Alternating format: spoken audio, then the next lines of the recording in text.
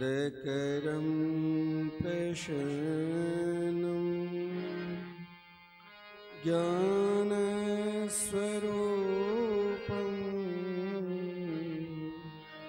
निजभावयुक्तं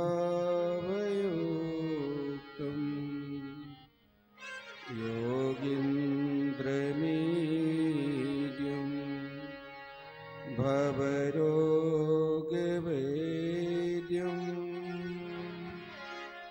श्रीमद्गुरुं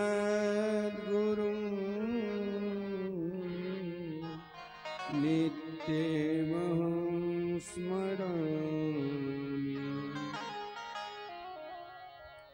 हार्दध्वान्तनिरासवासरमणिरे विज्ञानवारानिधि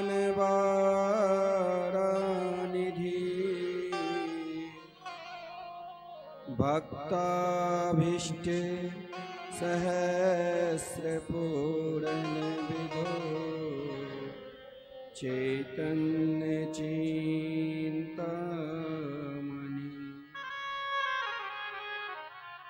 सद्वृङ्गे प्रसिते विष्णुभक्तिनलिनी व्याकोसे हेतुदय स्वस्माकं कुरुतां भवाति समनं निम्बार्कनामामुनि।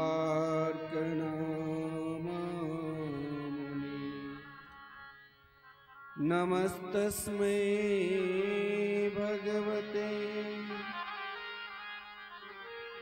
कृष्णाय कुण्ठमेधसे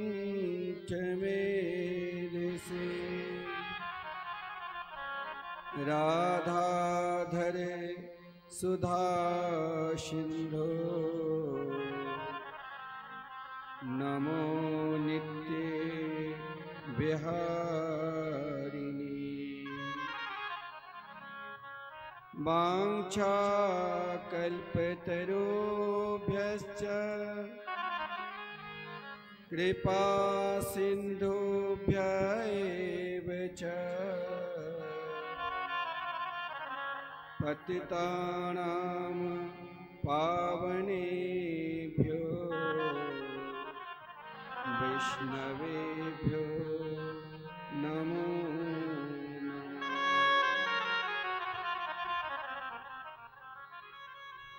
आइए हम सब 2 मिनट श्री राधा कृष्ण के मंगलमय चरणारविंद के ध्यान करें। तत्पश्चात कथामृत का रसास्वादन करेंगे। आज प्रथम दिवस की कथा है, महात्म की कथा हम लोग श्रवण करेंगे। यहाँ 2 समय की कथा है और कथा के सारे तत्व में पूज्य महाराज श्री के आशीर्वचन हम सब ग्रहण कर लिए। तो जो श्रोता आए हैं इनका भी हमें ध्यान देना है। तो आज तो कम समय में ही, वैसे आज कम समय नहीं, आज 7 दिन के जो हमें फल मिलना है सो पूज्य महाराज श्री के दर्शन से मिल गए हैं, उनके आशीर्वचन से। अब हम लोग उन फल को आगे बढ़ाना है। तो आइए हम सब मिलकर युगलाष्टक के पाठ करें, तत्पश्चात कथामृत का रसास्वादन करेंगे। कृष्ण प्रेम मेरा राधा प्रेमयो हरि जीवन निधिने नित्यं राधा कृष्णो गतिरे मम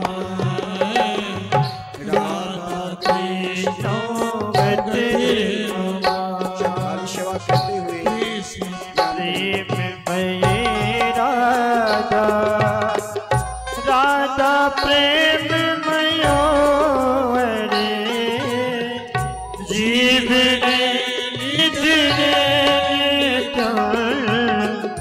राधा कृष्ण गतिन मम राधा कृष्ण गतिन मम कृष्ण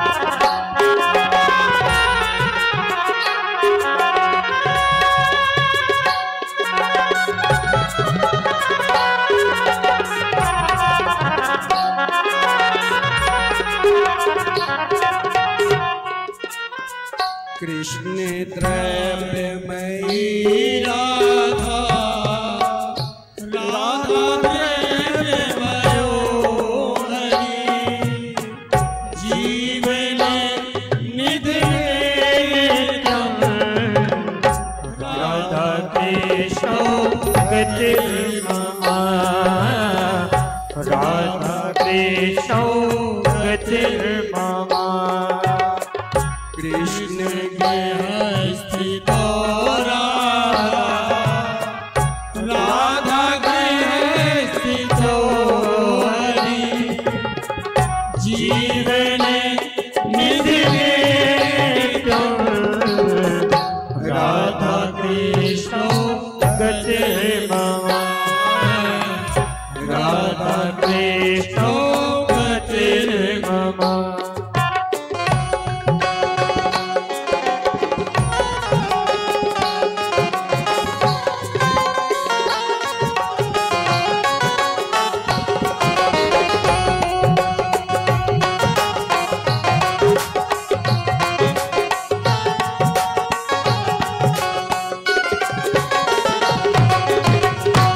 कृष्ण द्रव्यमयी राधा, राधा द्रव्यमयो हरि, हरि जीवन निधि नित्यं, राधा कृष्ण गतिर्मम, राधा कृष्ण गतिर्मम।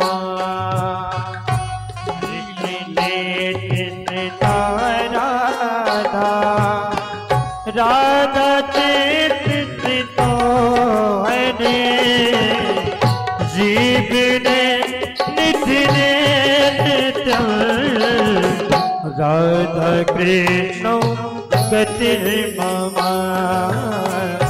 राधा कृष्ण गतिर्मम।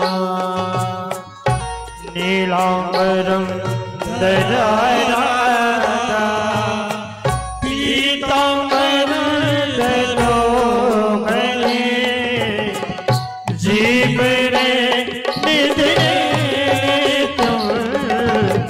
राधा कृष्ण गतिर्मम, राधा कृष्ण गतिर्मम। वृंदावनेश्वरी राधा, कृष्ण वृंदावनेश्वरा, जीवन निधि नित्यं, राधा कृष्ण गतिर्मम, राधा कृष्ण गतिर्मम, राधा कृष्ण गतिर्मम। देखिए आप लोग बहुत लोग सो गए, इसीलिए जो जो सोए हैं वो दोनों हाथ को उठाकर ताली बजा बजा कर ऐसे कीर्तन करिए जो तुरंत हम सब भागवत में प्रवेश करेंगे। आइए तो दो बार हम लोग भाव के साथ गलना महामंत्र के कीर्तन करिए। राधे कृष्णा राधे कृष्णा, कृष्णा कृष्णा राधे राधे, राधे श्यामा राधे श्यामा, श्यामा श्यामा राधे राधे, राधे कृष्णा राधे कृष्णा, कृष्णा कृष्णा राधे राधे राधे श्यामा राधे श्यामा श्यामा श्यामा राधे राधे राधे कृष्णा कृष्णा कृष्णा राधे राधे राधे श्यामा राधे श्यामा श्यामा श्यामा राधे राधे राधे कृष्णा कृष्णा कृष्णा राधे राधे राधे कृष्णा कृष्णा कृष्णा राधे राधे राधे श्याम श्याम श्याम राधे राधे कृष्णा कृष्णा कृष्णा राधे राधे राधे श्याम श्याम श्याम राधे कृष्णा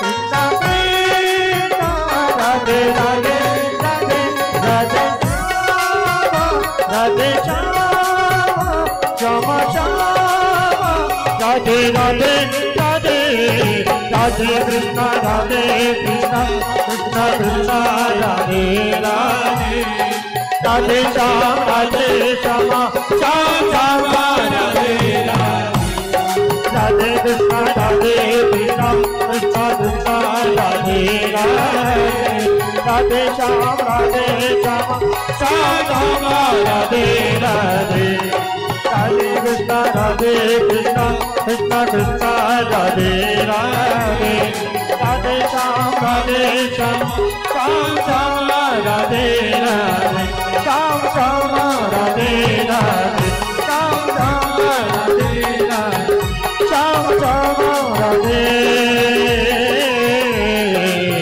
राधे।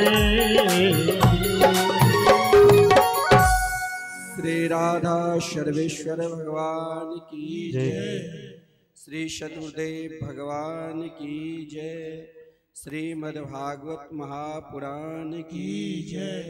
श्री सुखदेव जी महाराज की जय। श्री शुक तीर्थ की जय। सकल संत समाज की जय। श्री गंगा मैया की जय। श्री हनुमान जी महाराज की जय। जय जय श्री राधे। जय जय श्री राधे।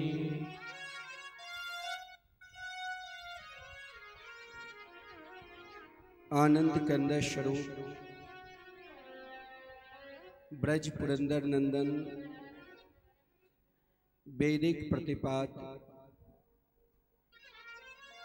श्री यशोदा के लाडले लाल श्री नंद नंदन श्री श्याम सुंदर के बांगमयी प्रतिमूर्ति श्रीमद्भागवत सप्ताह कथा ज्ञान यज्ञ में हम सब वहाँ पर उपस्थित है जहाँ कण कण में भागवत विराजमान है। पूज्य महाराज श्री के आशीर्वाद स्वरूप में उनके आशीर्वचन जो हम ग्रहण किए, मानो संपूर्ण भागवत कथा के सारे तत्व श्रवण करा दिया। लेकिन यहाँ श्रोता जो है ना, वो मुझे कहना पड़ता है, जो सेठ लोग तो दुकान पर शायद बैठे रहते हैं, लेकिन माता लोग इस समय भोजन करके सोने वाली थी, इसीलिए माता लोगों को ज़्यादा नींद आ रही थी, तो वो बार बार गिर रही थी। मैं यहाँ से देख रहा था। तो कुछ समय भी है अभी सोने की, जो दोपहर की भोजन करने के बाद हम सब सोते हैं। लेकिन काफ़ी दूर से, कलकत्ता से, कई जगह से जो हमारे मुख्य यजमान श्री पूरनचंद भूत्रा जी, उनके सगे संबंधी, समस्त परिवार अपने समस्त कार्य को छोड़कर सिद्ध पीठ में उपस्थित होकर यह स्थान जो है, यहाँ आप जो भी कुछ करोगे, चाहे आप अपने मन में पुण्य करोगे जिस प्रकार, तो 10,000 गुना फल मिलेगा, पूज्य महाराज श्री अभी कहा। और पाप भी करोगे तो उनका भी फल मिलेगा। इसीलिए हमारा समय यहाँ तो एक नई, वैसे तीर्थ स्थान में 2 समय कथा होती है, लेकिन अब परंपरा रही है एक समय की, अधिकतर एक समय ही कथा होती है। लेकिन हमारे बोतराज जी की इच्छा थी दोनों टाइम, तो समय का ध्यान रखते हुए हम सब जो भागवत के मुख्य उद्देश्य है कि भागवत क्या है, भागवत कथा क्यों सुनी जाती है और सुनकर क्या लाभ मिलते हैं, ये सब महात्म्य वर्णन है। और महात्म का सीधा अर्थ होता है भगवान की महिमा। हमें किसी कार्य, श्रेष्ठ कार्य करना है और उन श्रेष्ठ कार्य के लिए पहले हम उनके विषय में उनकी महिमा को सुनते हैं। हमें अपने घर पे भी कथा कराकर सुन लेना चाहिए, लेकिन इस तीर्थ का ही क्या महिमा है, क्या विशेषता है जो पूज्य महाराज श्री ने आप सभी को सुनाया।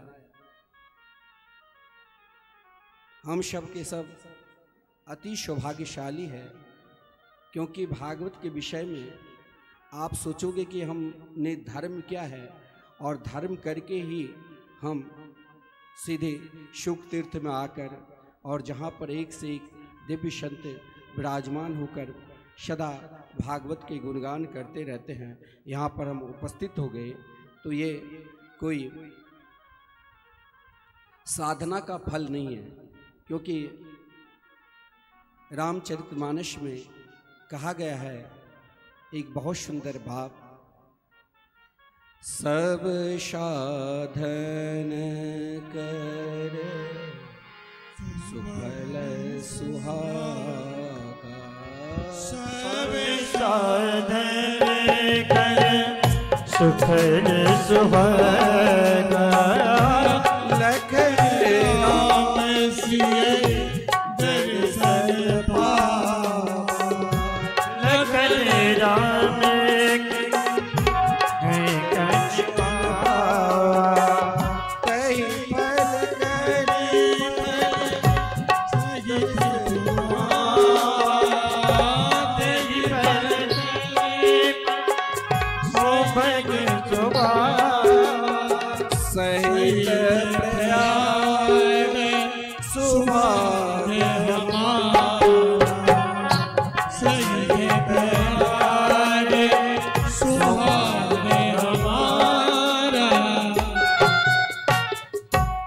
जीवन का हमने बहुत पुण्य किए, खूब दान किए, अनेक प्रकार के कार्य किए। जिस कार्य के फलस्वरूप क्या है, तो हम पूर्व जन्म में बहुत तप साधना किए, तो उनके फलस्वरूप इस जन्म में हमें सत्कर्म में धर्म की ओर हम आगे बढ़ रहे हैं। लेकिन धर्म की ओर हर प्राणी, प्राय संसार में हर प्राणी जो भी सनातन धर्म को मानते हैं, समस्त प्राणी अपने अपने धर्म के अनुसार अपने धर्म को मानते हैं। नहीं कोई धर्म तो माता पिता को ही सर्वस्व मानकर धर्म करते हैं।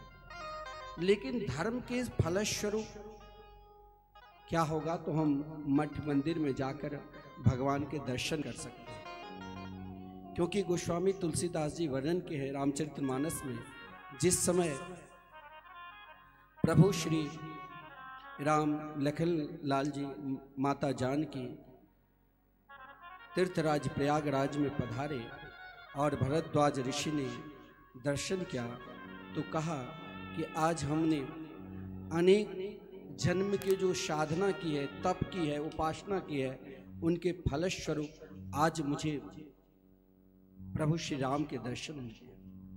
लेकिन जब भरद्वाज ऋषि के दर्शन किए हैं, भरद्वाज ऋषि जब आदरणीय भरत जी का दर्शन किए, तब यही कहा कि श्री राम दर्श का फल मुझे भरत दर्शन मिला है। और केवल मुझे ही नहीं, समस्त प्रयाग तीर्थराज प्रयागराज क्योंकि तीर्थराज प्रयागराज भी धन्य और हम स्वयं धन्य। तो कहने के तात्पर्य आप यहाँ सिद्धपीठ शुक तीर्थ में उपस्थित होकर आज हम 7 दिन से तक कथामृत का रसास्वादन करेंगे। तो हर व्यक्ति को जीवन में संकल्प लेकर ही कार्य करना चाहिए। और जिस वट वृक्ष के नीचे हम सब बैठकर संकल्प लेंगे, यहाँ आप जिस प्रकार हर व्यक्ति के मन में किसी न किसी प्रकार की कामना है, किसी न किसी प्रकार की इच्छा है। अपनी इच्छा और अपने कामना ही भागवत भगवान के चरणार बिंद में, और ये वट वृक्ष साक्षात कल्प वृक्ष है। स्वर्ग के कल्प वृक्ष में पूज्य महाराज श्री ने अभी अभी कहा, स्वर्ग के कल्प वृक्ष केवल हमें स्वर्ग के सुख सुविधा प्रदान कर सकते हैं, लेकिन भागवत रूपी कल्प वृक्ष इलोक और प्रलोक दोनों सुख सुविधा हमें प्रदान कर देंगे। इसीलिए हम सब अपने मन को भागवत के चरणारविंद में लगाकर और 7 दिन तक नित्य कथामृत का रसास्वादन करेंगे। क्योंकि भागवत कथा कभी भी मन में ये संकल्प लेकर नहीं सुनना कि हमें मनोरंजन मिलेगा। यदि हम मनोरंजन दृष्टि से कथामृत का रसास्वादन करते हैं तो अपराध करते हैं। सदा हृदय में यही भाव रखना चाहिए कि प्रियाप्रीतम के चरणारविंद की प्राप्ति मिले, ठाकुर जी के चरणारविंद में प्रेम जगे। और भागवत हमें, भागवत को कहा ही गया है प्रेम शास्त्र, तो भागवत हमें वहीं ले चलते हैं जहां हमें जिस प्रकार की जो भी इच्छा और कामना है, केवल इनके शरणागति की जरूरत है। भागवत की महिमा में जो प्रथम श्लोक मंगलाचरण है, देखा जाए तो मंगलाचरण में ही भागवत का सर्वस्व निछावर कर दिए है व्यास जी। बड़ा विलक्षण भाव है। सच्चिदानंद रूपाय विश्वोत्पत्त्यादि हेतवे तापत्रय विनाशाय श्री कृष्णाय वयं नुमः।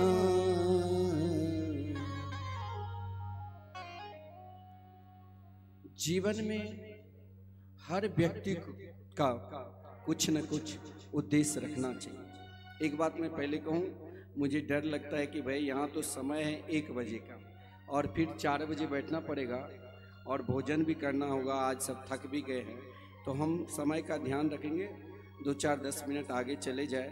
आज प्रथम दिन है, लेकिन कल से बिल्कुल हम लोग समय पर उपस्थित होंगे। आज जैसे 4 बजे, और 4 बजे विस्तार पूर्वक हम सब महात्मा की कथा अमृत का आस्वादन करेंगे और आगे की कथा हर इच्छा, लेकिन एक श्लोक का हम सब आनंद लेते हुए और फिर आरती के दर्शन करेंगे। श्रीमद् भागवत महापुराण में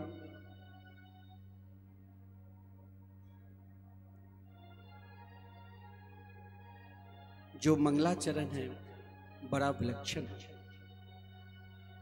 जीवन में हर व्यक्ति को इन 3 चरण पे ही चलना होगा।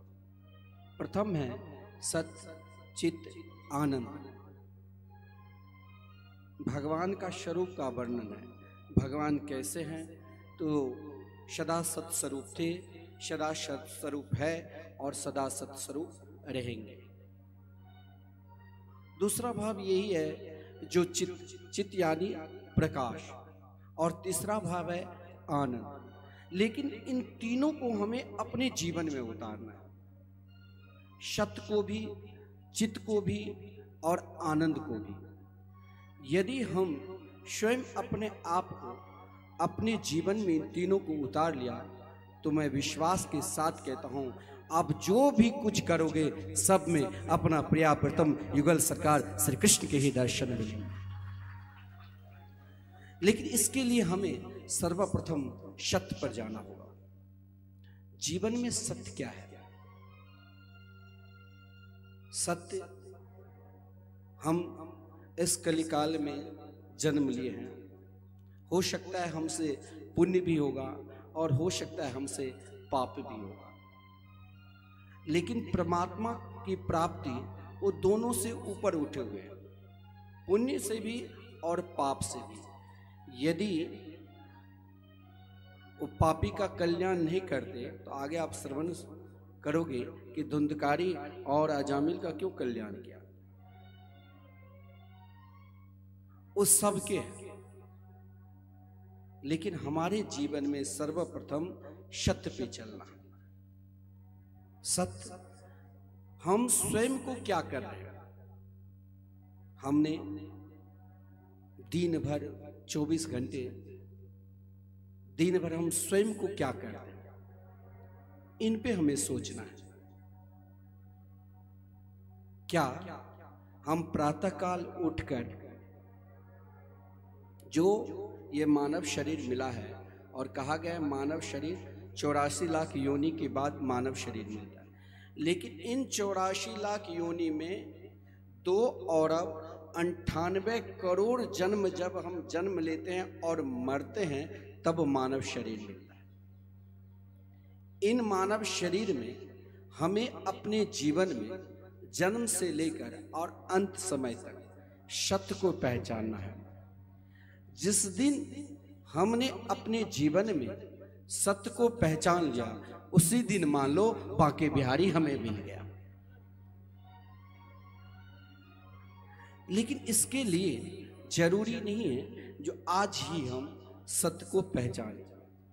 कोई जरूरी नहीं है कि 10 वर्ष के बाद ही हम सत्य को पहचानें, और कोई जरूरी नहीं है कि इस जन्म के अंत समय तक ही हम सत्य को पहचानें। हमें एक विश्वास के साथ सत्य को पहचानना है, और सत्य के पहचानने के लिए कोई जरूरी नहीं है जो हम अपने काम धंधा, खाना पीना, सोना, मौज मस्ती करना छोड़कर हम केवल उस सत्य स्वरूप में ही लग जाए। सत्य को पहचानना है कि हम आज तक जो किए हैं, क्या उससे हमें परमात्मा मिल जाएंगे, या आज तक हम जो करेंगे उससे हमें परमात्मा मिल जाएंगे। उन्हीं सत्य को केवल हमें पहचानना है। हाँ, जरूर मिलेंगे। कैसे? तो बलवाचार्य जी ने अपने जीवन में अपने छोटे छोटे बालक, मात्र 5 वर्ष की अवस्था तक अपने बालक को ही सत्य के स्वरूप में पहचान लिया। तो उन बालक में ही 9 आचार्य हुए और 9 में श्री कृष्ण के रूप दर्शन किया। हो सकता है हम अपने नन्हे से छोटे से जो हमारे शिशु घर में जन्म लिया है, जिसे हम लाड लड़ाते हैं, यदि हम उन्हें अपने देह दृष्टि से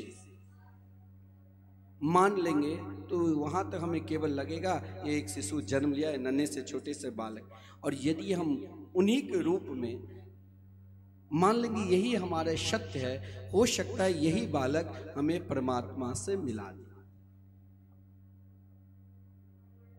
कुछ करने की जरूरत नहीं, उसे बालक रूप में ही माता यशोदा ने अपने जीवन में, माता यशोदा को ये मालूम नहीं थी कि साक्षात परब्रह्म परमात्मा है कि कौन है। माता यशोदा ने अपने जीवन में केवल यही मालूम किया कि मेरे लाल है,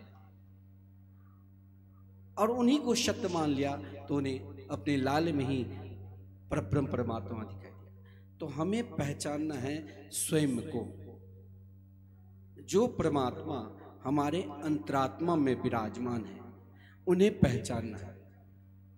और यदि हमने पहचान लिया तो क्या मिलेगा, उसका प्रभाव क्या है? हमने भगवान को पहचान लिया। हो सकता है हमने अपने देह को ही पहचान लिया। कैसे? हम बहुत सुंदर श्रृंगार करके यही भाव रखना चाहिए कि हम नित्य युगल सरकार बिहारी जी के सेवा में जा रहे हैं। हम अनेक प्रकार के क्रीम लगाकर सोते हैं, हम दुनिया की सुंदरता दिखाए, तो आप बार बार लगाओ तो फिर वो क्या होता है, तो और वही क्रीम हमें कालापन कर देंगे। तो सत्य नहीं है। सत्य क्या है? तो भगवान की कथा। सत्य क्या है? भगवान के रूप। सत्य क्या है? तो भगवान के नाम। और सत्य क्या है? तो भगवान के धाम, जिस धाम में हम सब विराजमान हैं। और इन चारों को, नाम रूप लीला धाम, इन चारों को ही हमें पहचानना है। अब इसके लिए उद्यम ये मत करो कि आज ही हमें भागवत कथा सुनकर आज ही हमें मुक्ति मिल जाएगी।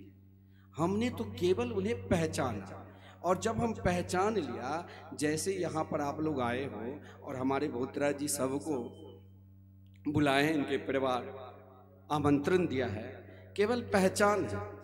उनके अंदर वो क्या करते क्या नहीं करते ये आप अभी तक रिसर्च नहीं करें, केवल पहचान कर भाई हमें निमंत्रण कार्ड मिला है तो हमें सुख तीर्थ जाना है। जब पहचाने हो तब ही ना सुख तीर्थ आए हो। और सुख तीर्थ आकर स्वयं माता गंगा जी के दर्शन और स्वयं बट वृक्ष, जिस बट वृक्ष के विषय में कहा गया है, जहाँ यहाँ एक एक पत्ते भी जो दिखाई देता है, यहाँ 88,000 ऋषि मुनि इन पत्ते के रूप में विराजमान है। और भगवान शुकदेव के मुखारविंद से सदा श्रीमद् भागवत मृत का रसास्वादन। जिस दिन हमने अपने जीवन में धर्म को पहचान लिया, उसी दिन चित्त यानी अंतरात्मा में कौन व्यक्ति रोता है? रोने की आदत किसे है? शरीर में बीमारी है इसलिए नहीं। बीमारी तो चलो दवा खा लो, औषधि खा लो, दूर हो जाए। जिसके जीवन में महाराज सब कुछ रहते हुए भी हर हमेशा दरिद्रता है और उनके हृदय में रोने की आदत है, लेकिन वो नहीं रो सकता है जिसने अपने जीवन में परमात्मा को, कन्हैया को पहचान लिया है। वो दुख को भी मुस्कुराकर सहन कर लेगा और सुख को भी मुस्कुराकर सहन कर लेगा कि दोनों मेरे ठाकुर, मेरे कन्हैया के स्वरूप है। और जिसने दोनों को पहचान कर लिया वही परमात्मा के दूसरा जो स्वरूप है चित्त। और चित्त के विषय में कहा गया है जगत प्रकाशक, प्रकाशक रामो। फिर आप भगवान के दर्शन क्या है? जो हर स्थिति में, हर परिस्थिति में यदि हमारे अंदर मुस्कान रहे तो समझ लेना कि मेरे साथ सदा हमारे इष्ट, मेरे गोविंद, मेरे कन्हैया, मेरे श्याम सदा मेरे साथ है, हर हमेशा जहां मुस्कान है। और वही है चित्त, जगत प्रकाशक, प्रकाशक रामो। और वही चित्त सारे ब्रह्मांड को, जगत को, हम सब को प्रकाश करता है। और जब हर परिस्थिति में मुस्कान है तो वो व्यक्ति दुखी क्यों हो सकता है? उन्हें तो महाराज आनंद ही आनंद मिलेगा। कहा गया है जो आनंद के स्वयं सुख सागर है, जो आनंद से सुख राशि, जो आनंद से तो सुख राशि,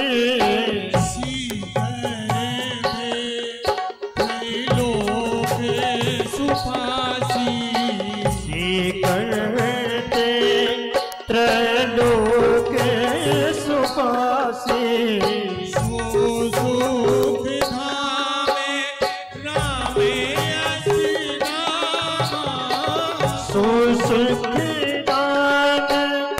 राम असी नाम, अखिल लोक दायक विश्राम, अखिल लोक दायक विश्राम।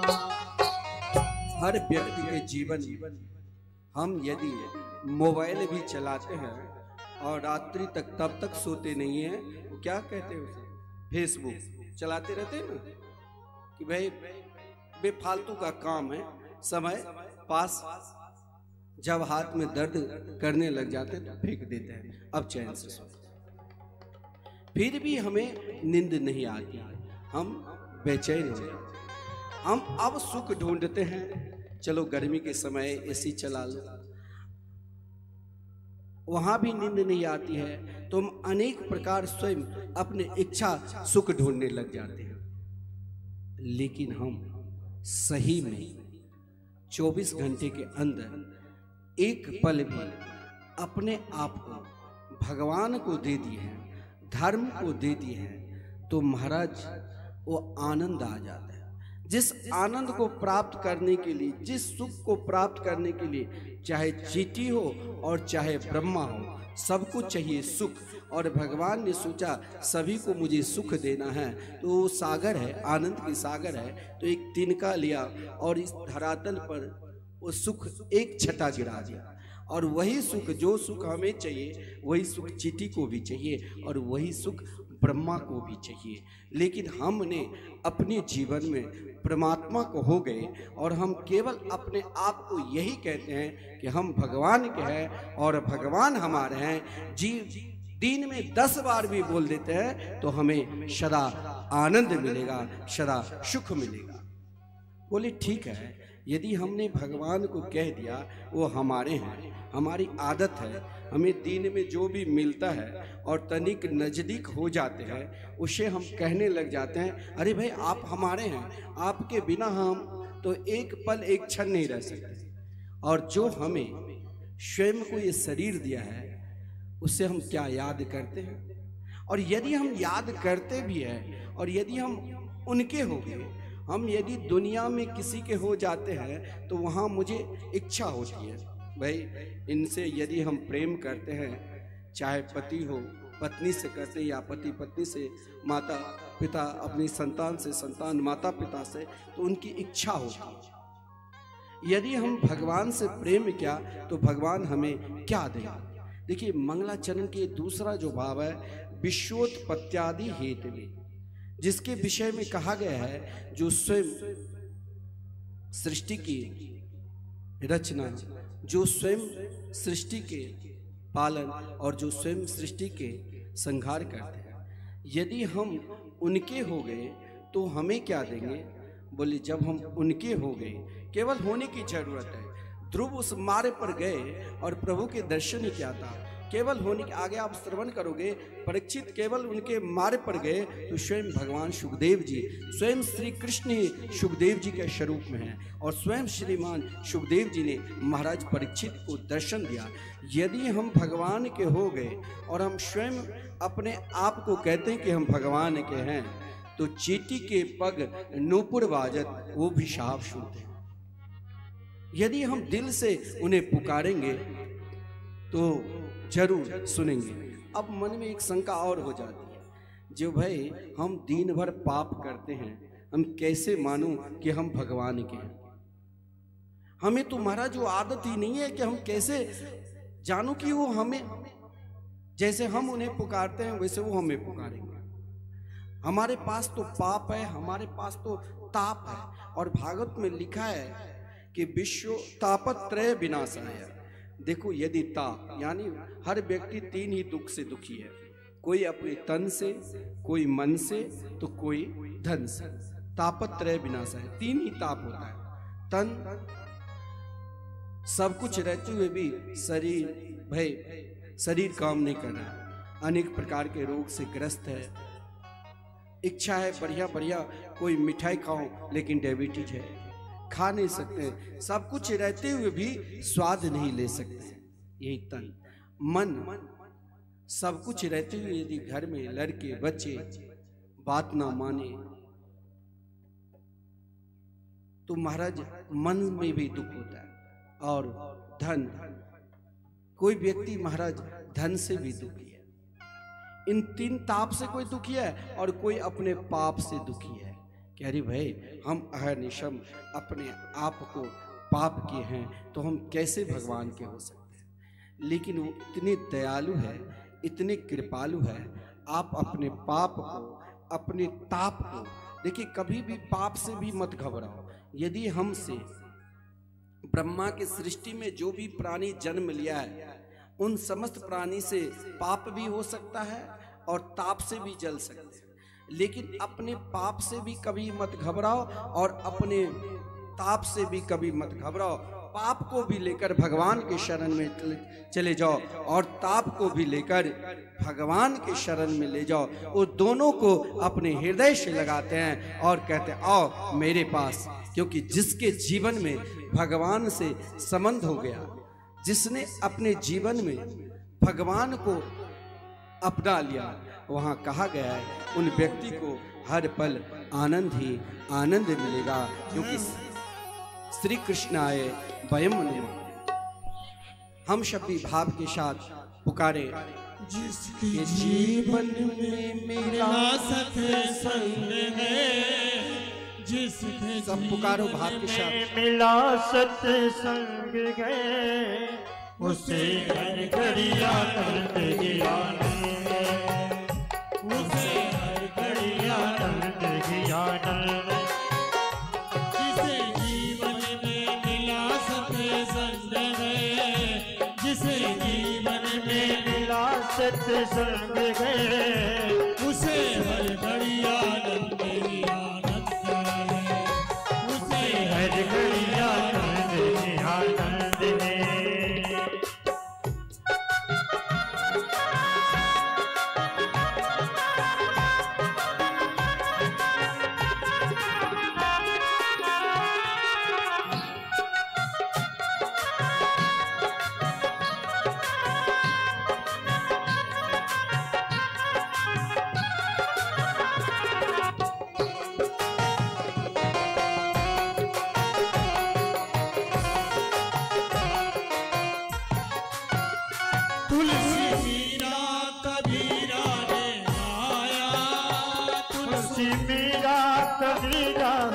गाया सूरदासी ने दर्शन पाया, मेरा कबीरा ने गाया सूरदासी ने दर्शन पाया। जिसके हृदय में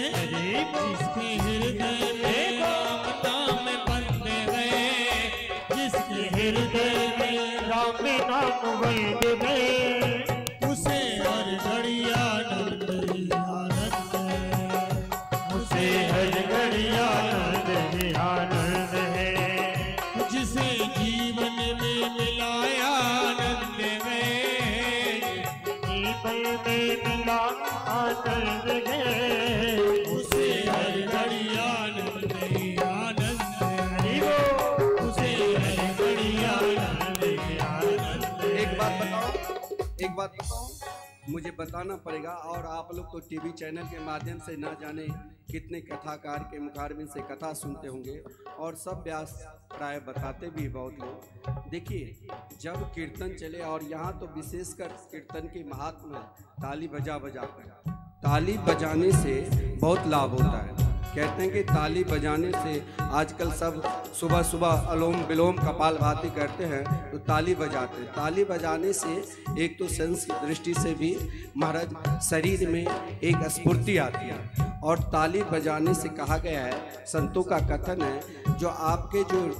रेखा गलत है और यदि कीर्तन में ताली बजा कर करते हैं तो गलत रेखा सही हो जाएंगे। आज जो बिल्कुल ऐसे देखता हूँ मैं करते रहते हैं, उसकी भी रेखा मैं नहीं सुधार सकता हूँ। और एक बात, ताली बजाकर आप जैसे भजन कीर्तन गाओगे ना, तो उससे लाभ मिलता है।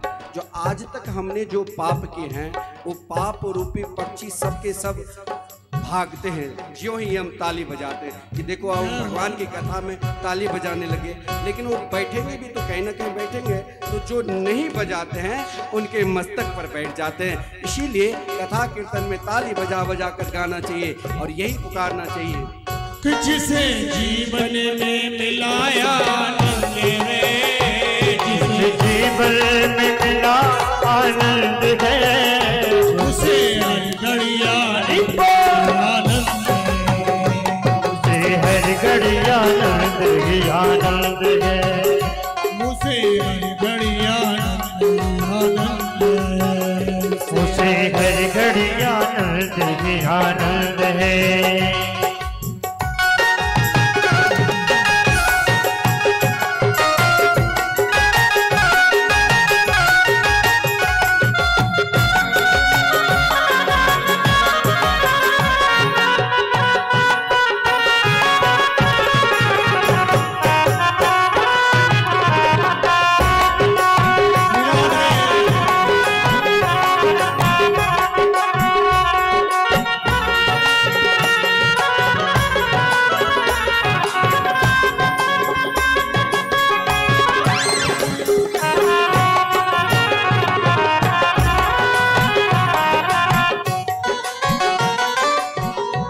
जिसका जीवन सच्चाई में ढल गया, उसके पापों का पर्वत भी गल गया।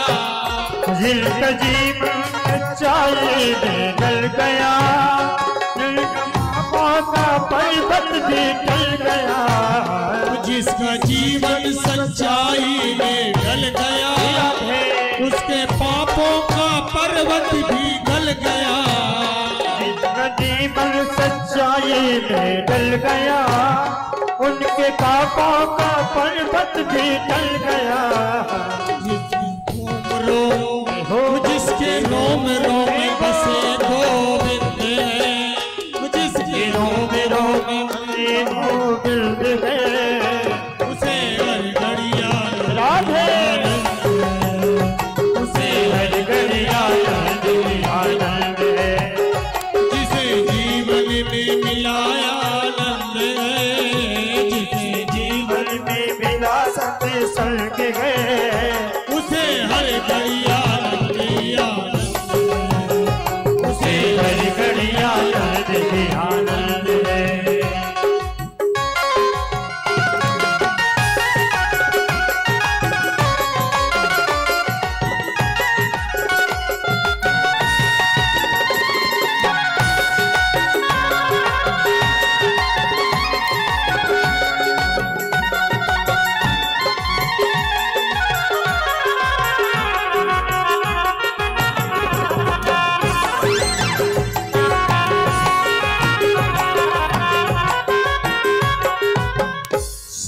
ऋषियों की वाणी को मानो, तत्व क्या है जगत पहचानो। ऋषियों की वाणी को मानो, तत्व क्या है जगत का ये जानो। संत ऋषियों की वाणी को मानो, तत्व क्या है जगत को पहचानो। ऋषियों की वाणी तो जानो, तत्व क्या है जगत का ये जानो। उसका 84 कट जाए फल है, उसका 84 कट जाए फल है, उसे हर घड़िया आनंद है, उसे हर घड़िया आनंद है। जिसे जीवन में मिला सत्संग में, जिसके जीवन में मिला सत्संग में, उसे हर घड़ी आनंद ही आनंद है, उसे हर घड़ी आनंद ही आनंद है, उसे हर घड़ी आनंद ही आनंद है, उसे हर घड़ी आनंद ही आनंद है, उसे हर घड़ी आनंद ही आनंद है, उसे हर घड़ी आनंद ही आनंद है, उसे हर घड़ी आनंद बिहारी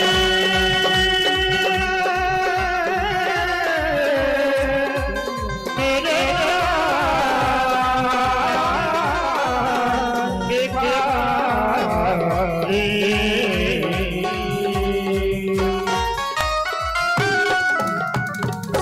बोले वृंदावन बिहारी लाल की जय। देखिए अब आप सबको भी भोजन करना है क्या पूरनचंद जी? अभी कथा होगी कि शाम में, फिर 4 बजे से शाम में ना?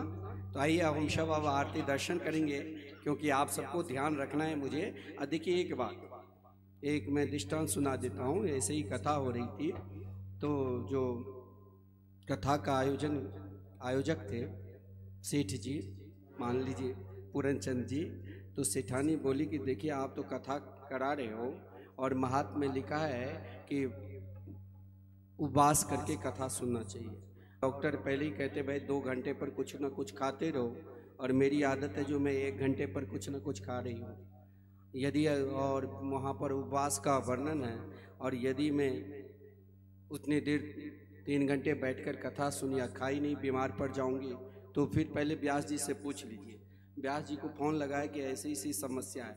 व्यास जी बोले चिंता मत करो, भागवत में ये भी लिखा है भोजनम तु वरम मन्ये कथा श्रवण कारकम नोपवास वर प्रोक्तो कथा विघ्न करो। यदि देखो 10 बार, लेकिन ज़्यादा मत खा लेना, ज़्यादा खाकर आओगे तो नींद आएगी।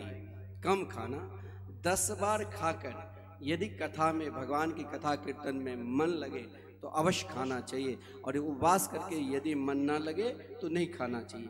इसीलिए वो बोले, सेठ जी कहना अपनी पत्नी से, सेठानी से, जो अपने साथ थोड़ी सी कुछ बिस्किट या कुछ नाश्ता रखे, जब भजन कीर्तन चले तो मुख में ले ले और फिर गटक से खा भी ले और ताली बजा बजा कर कीर्तन भी करे। बोले जय श्री राधे। तो आइए अब हम सब आरती के दर्शन फिर शाम में करेंगे, कीर्तन करते हुए कथा के विश्राम देते हैं और फिर प्रस्थान करेंगे। प्रसाद की व्यवस्था होगी, सब भोजन करेंगे।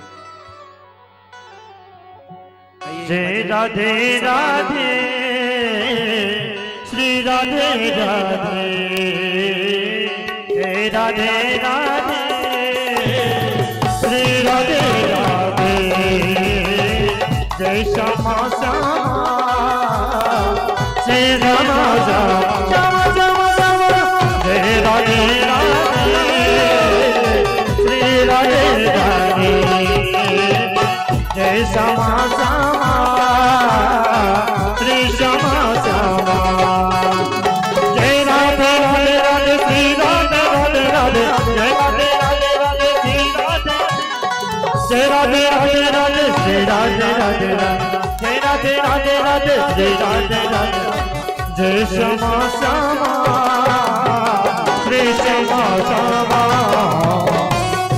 राधे राधे, जय राधे राधे, जय राधे राधे, श्री राधे राधे, जय श्यामा श्यामा, श्री श्यामा श्यामा, जय राधे राधे, जय राधे राधे, जय राधे राधे, श्री राधे राधे, श्री राधे राधे, श्री राधे राधे। और सभी दोनों हाथों को ऊपर कीजिए। श्री राधे।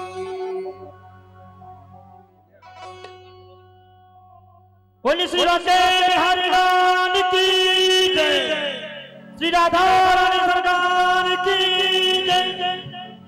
आरती बाद में होगी, दोपहर जब कथा बैठेंगे तब उस समय प्रारंभ में आरती होती है और अंत में ज्ञान स्वरूपं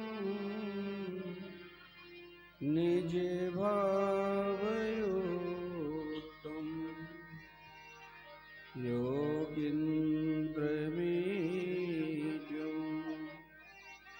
भवरोगवेद्यं श्रीमद्गुरुं नित्यमहं स्मरामि।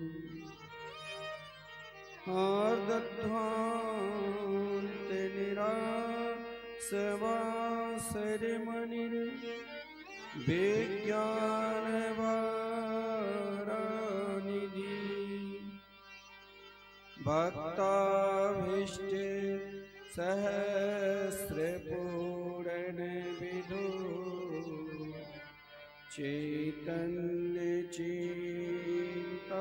चैतन्यचिन्तामणि सद्वृङ्गेप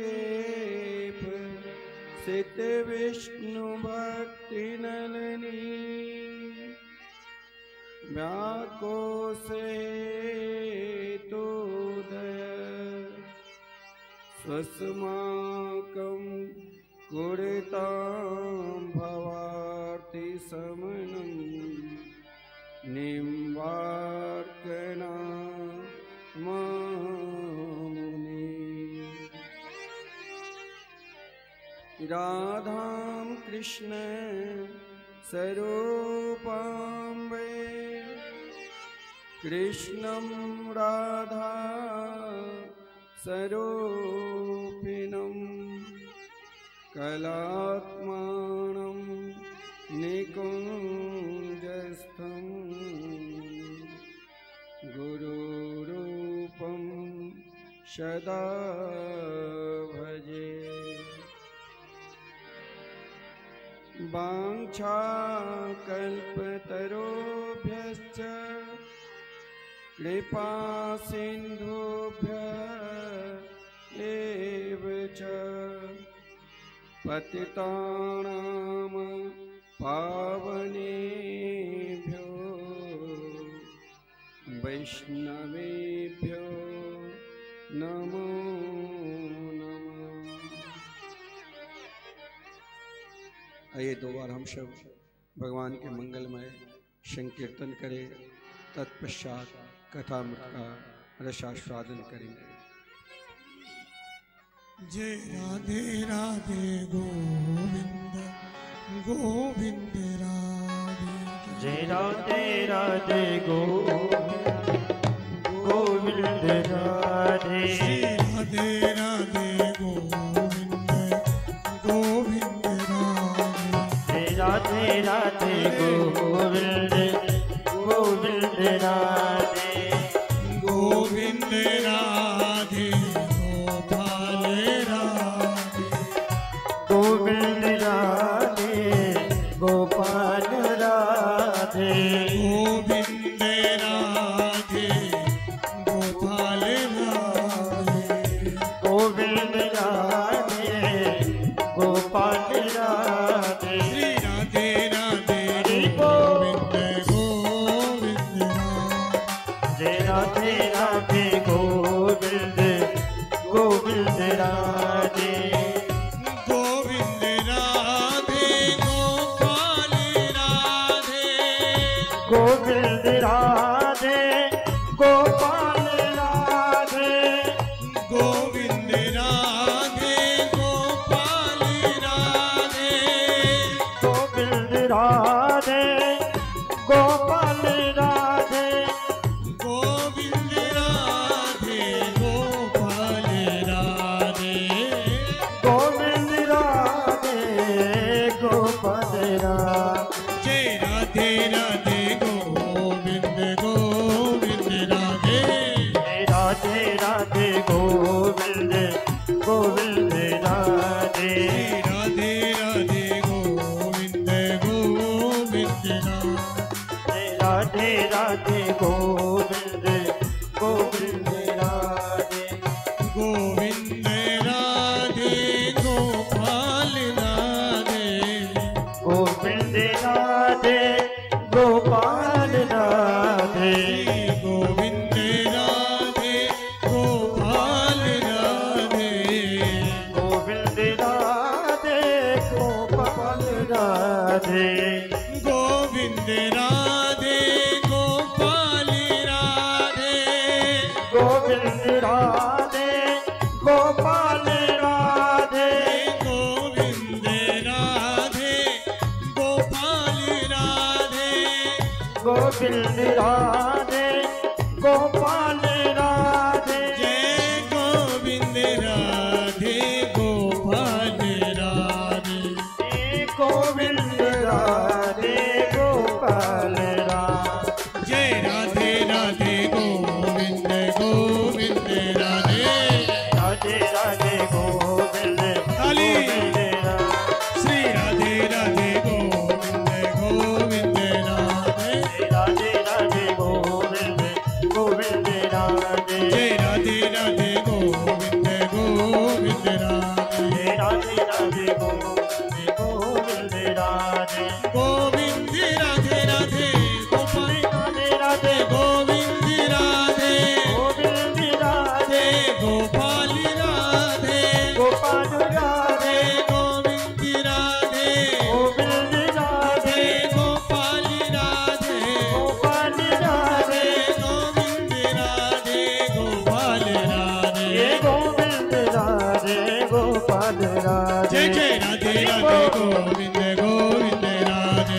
राधे राधे गोविंद गोविंद राधे। श्री राधे राधे गोविंद गोविंद राधे। राधे राधे गोविंद गोविंद राधे। जय राधे राधे गोविंद गोविंद राधे। राधे राधे गोविंद गोविंद राधे। जय गोविंद राधे गोविंद राधे। गोपाल राधे गोपाल राधे गोविंद राधे गोविंद राधे गोविंद राधे गोविंद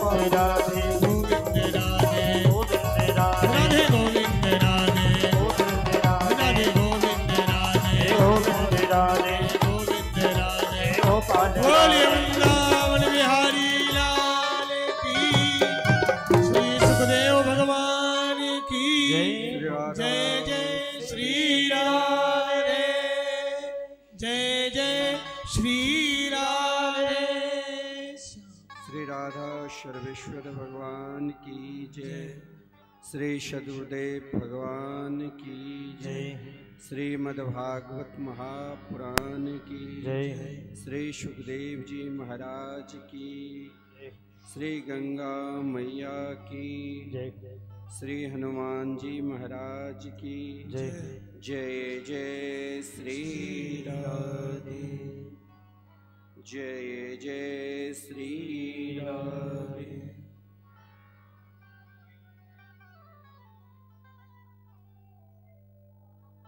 परम मंगलमयी परात्पर अखिलेश्वर अकारण करुणा वरुणालय भक्त वांछित कल्पतरु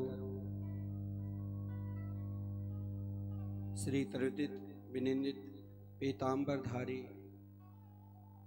श्री यशोदा के लाडले लाल श्री नंद नंदन श्री श्याम सुंदर के बांगमयी प्रतिमूर्ति श्रीमद्भागवत सप्ताह कथा ज्ञान यज्ञ में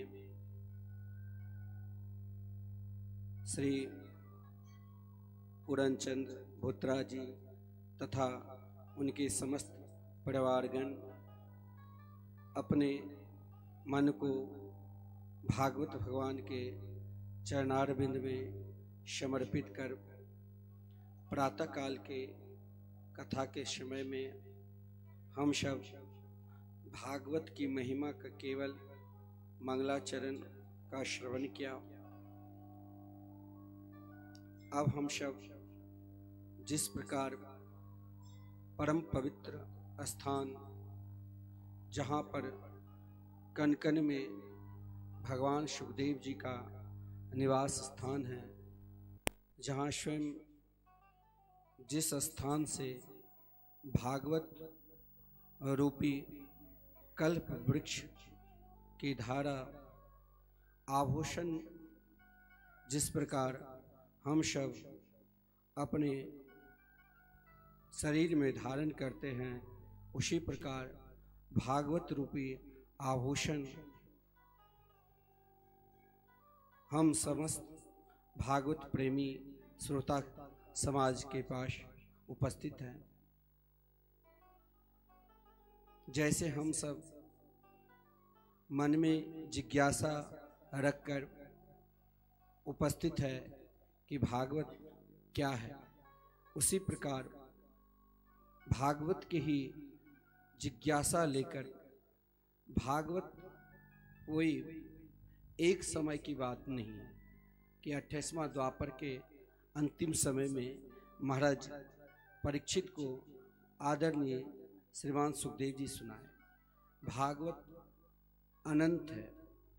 भागवत जहाँ स्वयं भगवान नारायण के हृदय रूपी कमल से प्रकट हुए और जो ब्रह्मा जी को मिला और महाराज ब्रह्मा जी से यही भागवत नारद जी को मिला और नारद जी से यही भागवत व्यास जी को मिला और व्यास जी से यही भागवत भगवान श्री सुखदेव जी को मिला और सुखदेव जी से यही भागवत महाराज परीक्षित को मिला। और जहाँ महाराज परीक्षित को भागवत रूपी कल्प वृक्ष मिले, वहीं पर हम समस्त भागवत प्रेमी उपस्थित हैं। भागवत दो प्रकार के होते हैं। एक ऐसा जो महाराज विशुद्ध व्याकरण के माध्यम से, वेदांत के माध्यम से तो सर्वसाधारण श्रोता समाज नहीं समझ पाते, और एक होता है जो समस्त प्राणी ऐसा सुलभ में जो समस्त प्राणी भागवत समझे। और यही अभिप्राय लेकर नैमिषारण्य क्षेत्र में आदरणीय शौनकादिक ऋषि शौनक जी भागवत का 3 प्रकार के श्रोता और 3 प्रकार के वक्ता का वर्णन। प्रथम प्रकार के वक्ता श्रीमान सुखदेव जी है और प्रथम कोटि के वक्ता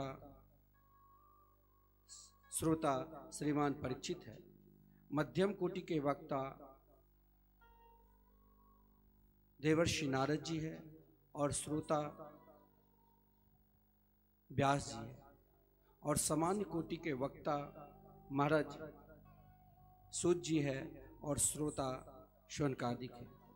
लेकिन सूत और शौनकादिक का संवाद महात्म से लेकर और भागवत के अंतिम अध्याय जो 10वें स्कंद के 13वें अध्याय है, 12वें स्कंद के 13वें अध्याय, वहां तक की संवाद।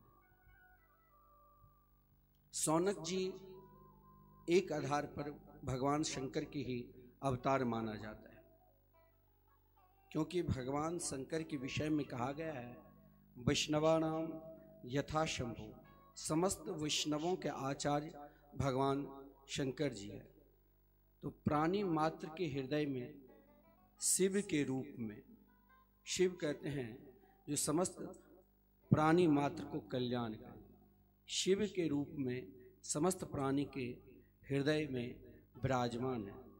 और प्राणी मात्र के कल्याण कैसे हो, यही भोलेनाथ का मुख्य उद्देश्य होता है।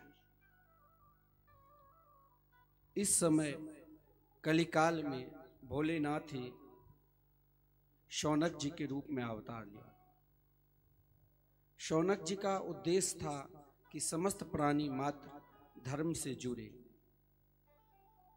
जिस कारण सर्वप्रथम यज्ञ करने का मन बनाया और 1000 वर्ष तक यज्ञ करने का संकल्प भी ले लिया।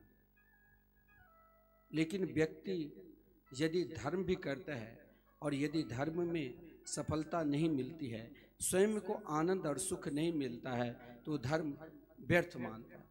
तो भगवान शौनक जी के यज्ञ के रक्षा के लिए स्वयं काल मृत्यु उपस्थित हुए। लेकिन मात्र 30 वर्ष में शौनक जी को लगा कि हमने सोचा कि समस्त प्राणी धर्म से जुड़े, भगवान से जुड़े, लेकिन लगता है इससे कम लोग जुड़ेगा। अंत में जब जीवन में अधिक दुख आवे, जीवन में अधिक कष्ट आवे, तो महाराज लिखा हुआ है कि भगवान का स्मरण करो। भगवान का स्मरण क्या, स्वयं भगवान चक्र सुदर्शन दी और कहा जाओ, जहाँ ये चक्र सुदर्शन ठहर जाएगा वहीं पर मेरे समान ही वक्ता मिलेगा। अब वक्ता की विद्वता की पहचान को ये जरूरी नहीं है कि वो बड़ा है कि वो छोटा है। उस समय महाराज वक्ता के रूप में श्रीमान सूत जी ने में शारण क्षेत्र में मिला, और सूत जी की अवस्था मात्र 20 वर्ष की। सूत जी को देखकर जहाँ पर 1-2 संत नहीं, 88,000 संत, और संतों में कुछ मर्यादा होता है, जो यदि एक संत बोलते हैं तो सामने चाहे कितने बड़े विद्वान क्यों ना हो, वो नहीं बोलेंगे, वो उनके ही आदेश को मानते हैं। तो वहाँ पर अनेक संत थे जिसने अपने जीवन में सतयुग, त्रेता, द्वापर, कलयुग, समस्त युग को देख चुका था। लेकिन शौनक जी जो प्रश्न किया, अगर हमारे हृदय में कौन सा विचार है, कौन सा प्रश्न है, और यही सामने वाले हमारे हृदय की भाव जानकर यही प्रश्न करे, तो सबके हृदय में प्रसन्नता होती है। कुछ ऐसी वाणी बोलो जो सबको प्रिय लगे, और कुछ ऐसे कर्कश वाणी बोलते हैं जो सामने वाले को कष्ट होता है। तो सूत जी से शौनकादिक ने यही प्रश्न किया, अज्ञान ध्वांत विद्वन् कोटि सूर्य समप्रभ, सूत क्या ही कथा सारम मम कर्ण रसायनम। बोले भगवान, मेरे जीवन में 2 प्रकार की शंका है। एक, हो सकता है जीवन में अनेक प्रकार की ऐसी शंका हो, अज्ञानता हो, जो हम स्वयं भगवान को कैसे पहचाने। व्यापार और परिवार में रहकर भगवान को कैसे पहचाने और हम नहीं पहचान पाते हैं, वही मेरे अंदर अज्ञान है। लेकिन इस भारतवर्ष में सूर्य के समान यदि कोई महापुरुष है तो संत है, जिस कारण दो उद्देश्य से प्रश्न किया कि भगवान मेरे हृदय में अनेक प्रकार के अज्ञान हैं। मैं मानता हूँ यदि सब ज्ञानी ही हो जाएंगे, सब बड़े बड़े ज्ञानी, तो अज्ञानी भी जरूरी है, आस्तिक और नास्तिक दोनों जरूरी है। लेकिन भगवान आपके अंदर मैं मानता हूँ करोड़ों सूर्य के समान तेज है और ज्ञान है, लेकिन उतना ज्ञान नहीं चाहिए। कर्ण रसायनम, भागवत में लिखा है मम कर्ण रसायनम। कोई ऐसी कथा सुनाओ जो कानों को भी प्रिय लगे और अज्ञान का भी निवृत्त हो, अज्ञान का भी नाश और कानों को भी प्रिय लगे। पहला प्रश्न क्या कि प्राणी मात्र हम सब ऐसा नहीं है जो भक्ति नहीं करते। समस्त प्राणी, भारतवर्ष में जो भी प्राणी जन्म लिया है वो किसी न किसी वस्तु से भक्ति करते हैं।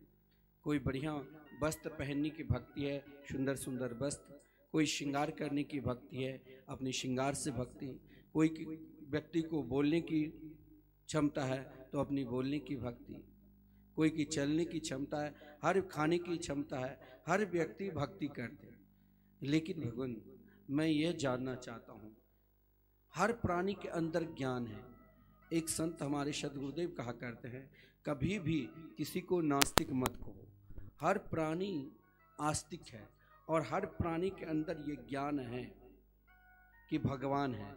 लेकिन उनके अंदर, जो व्यक्ति के अंदर 5 अभिमान रहता है, जिस अभिमान के कारण वो भगवान से नहीं झुकते हैं।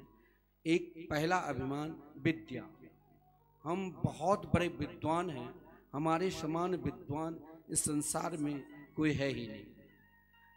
कभी कभी विद्या का भी अभिमान व्यक्ति के अंदर इतना आ जाता है जो सामने वाले चाहे बहुत बड़े संत हो, चाहे बहुत बड़े ज्ञानी हो, वो स्वयं अपने ज्ञान के अभिमान में भगवान को नहीं पहचान पाते।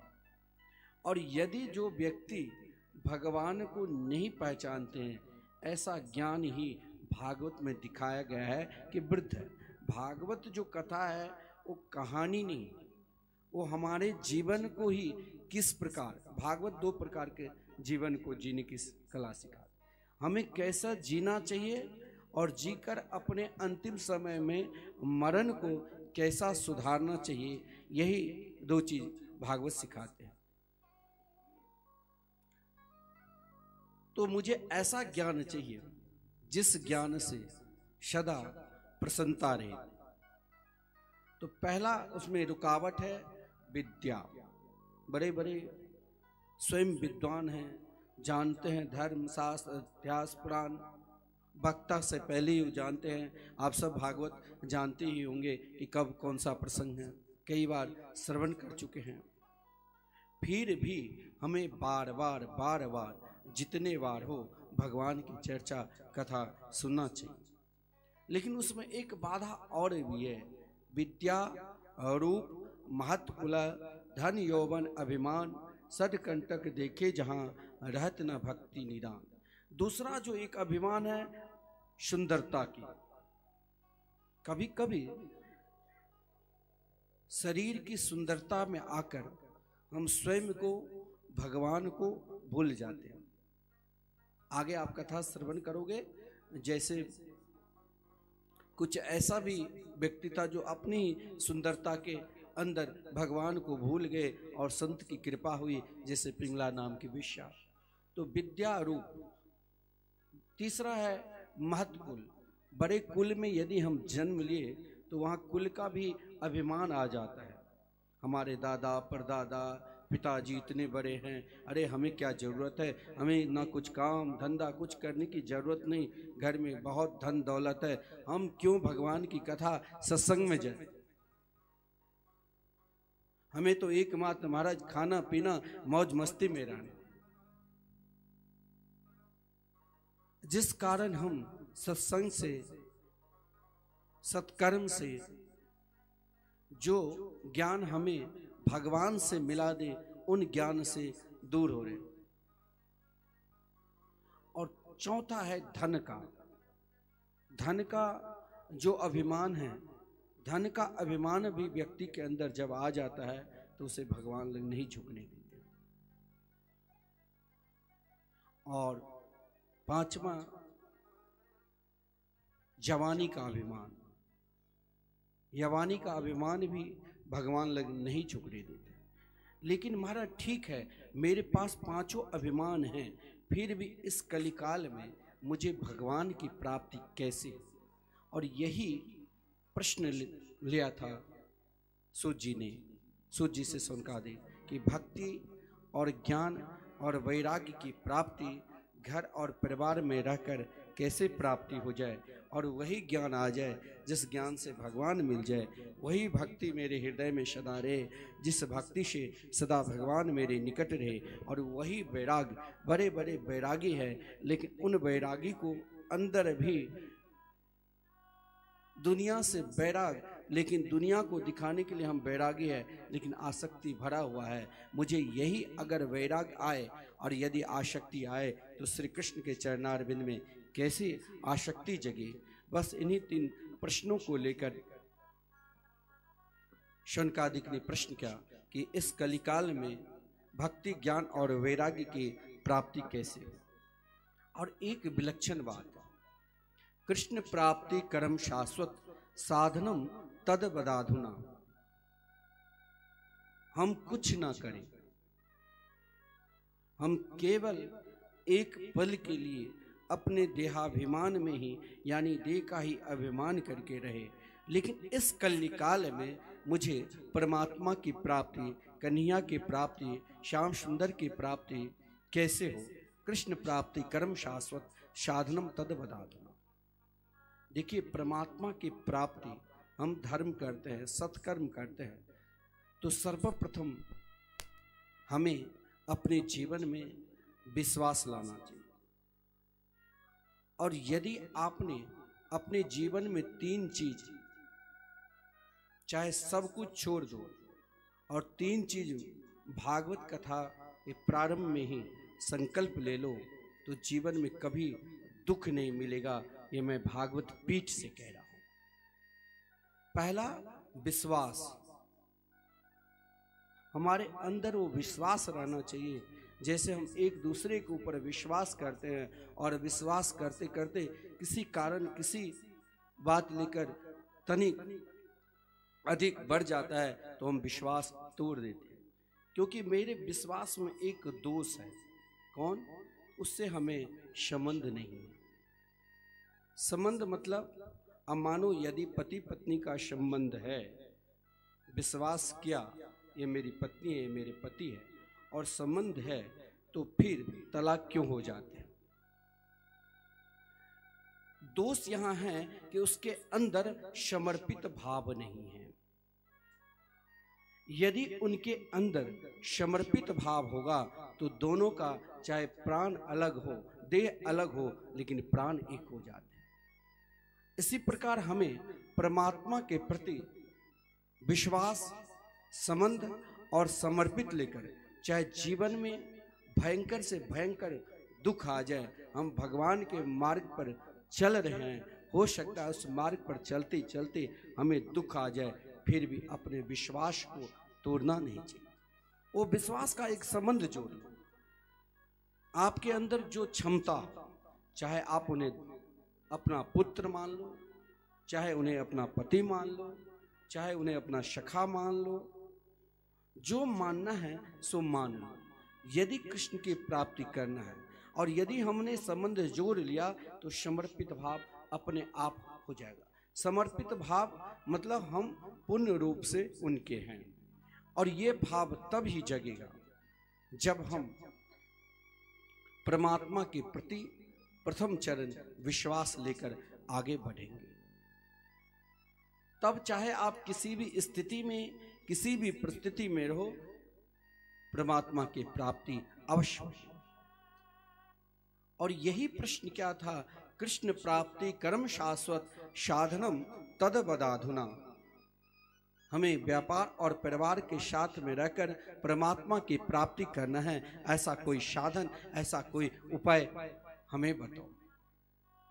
व्यक्ति को चाहिए जल्दी लाभ। व्यापार कर रहे हैं, लाभ नहीं मिलता है, एक दो बार हमने क्या घाटा ही घाटा, छोड़ देते हैं। अरे हमारी परंपरा है, हमारे दादा परदादा यही व्यापार क्या है, हम इतने बड़े बड़े हैं, आज क्यों छोड़ रहे?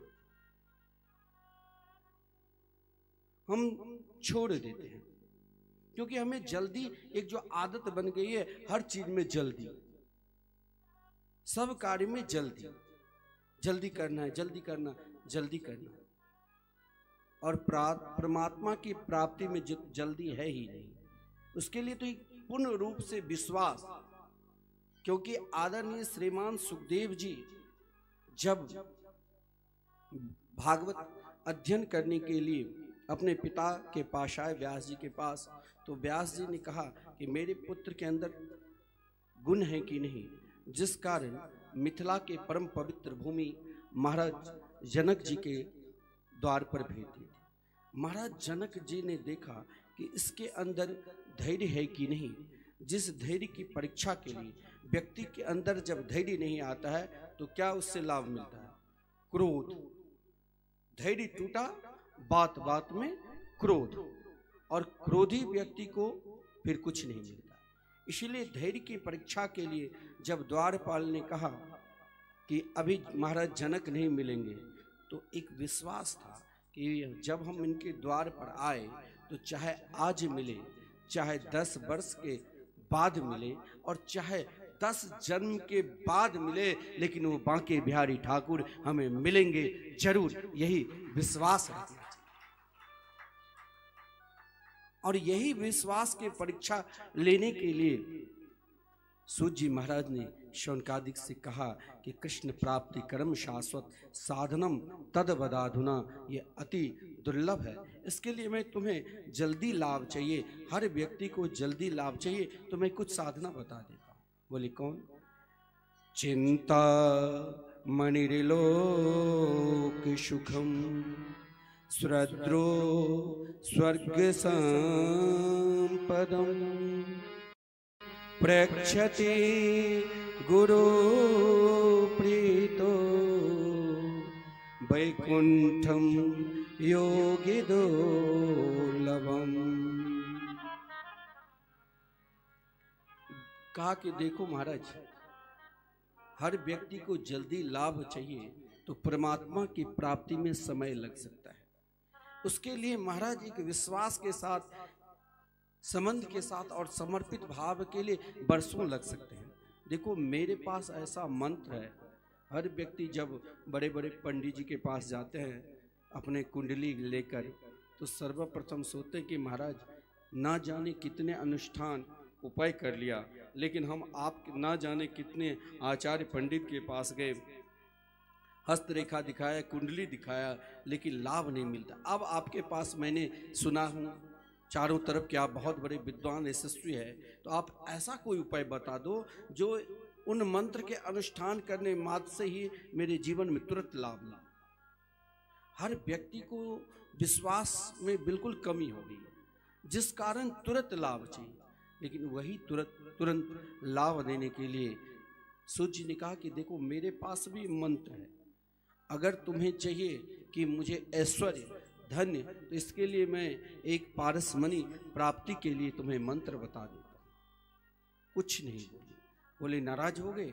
अरे मेरे पास स्वर्ग के कल्प वृक्ष भी है, इनकी मंत्र भी है। कल्प वृक्ष के नीचे बैठकर आप जिस प्रकार की कामना करोगे वही कामना मिलेगी। जैसे आप भागवत पीठ में विराजमान होकर स्वयं भगवान सुखदेव जी साक्षात रूप में यहाँ सदा विराजमान रहते हैं, किसी न किसी रूप में आज भी दर्शन देते हैं। आप जिस प्रकार कामना लेकर भगवान सुखदेव जी से इच्छा करोगे वही कामना की पूर्ति होगी।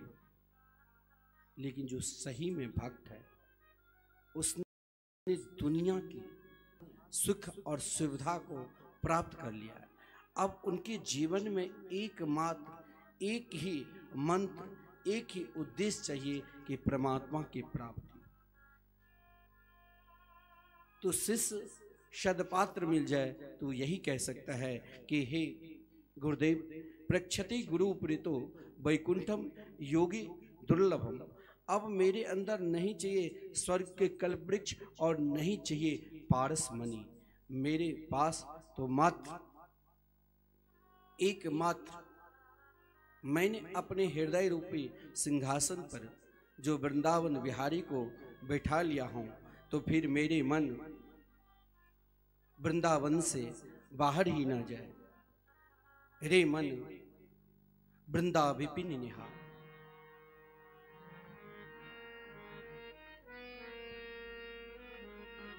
कभी वृंदावन से बाहर ही ना जाए मेरे हृदय में, तो सदा वृंदावन बिहारी है। रे मन वृंदा विपिन निहार। रे मन वृंदा विपिन निहार। रे मन वृंदा विपिन बिहार। रे मन वृंदा विपिन बिहार। विपिन राज सीमा की बाहरी। विपिन राज सीमा की बात। विपिन राज सीमा की बाहरी। विपिन राज सीमा की बात। हरि गुना निहार। हरि को ना निहार। रे मन वृंदा विपिन बिहार। मन वृंदा विपिन बिहार।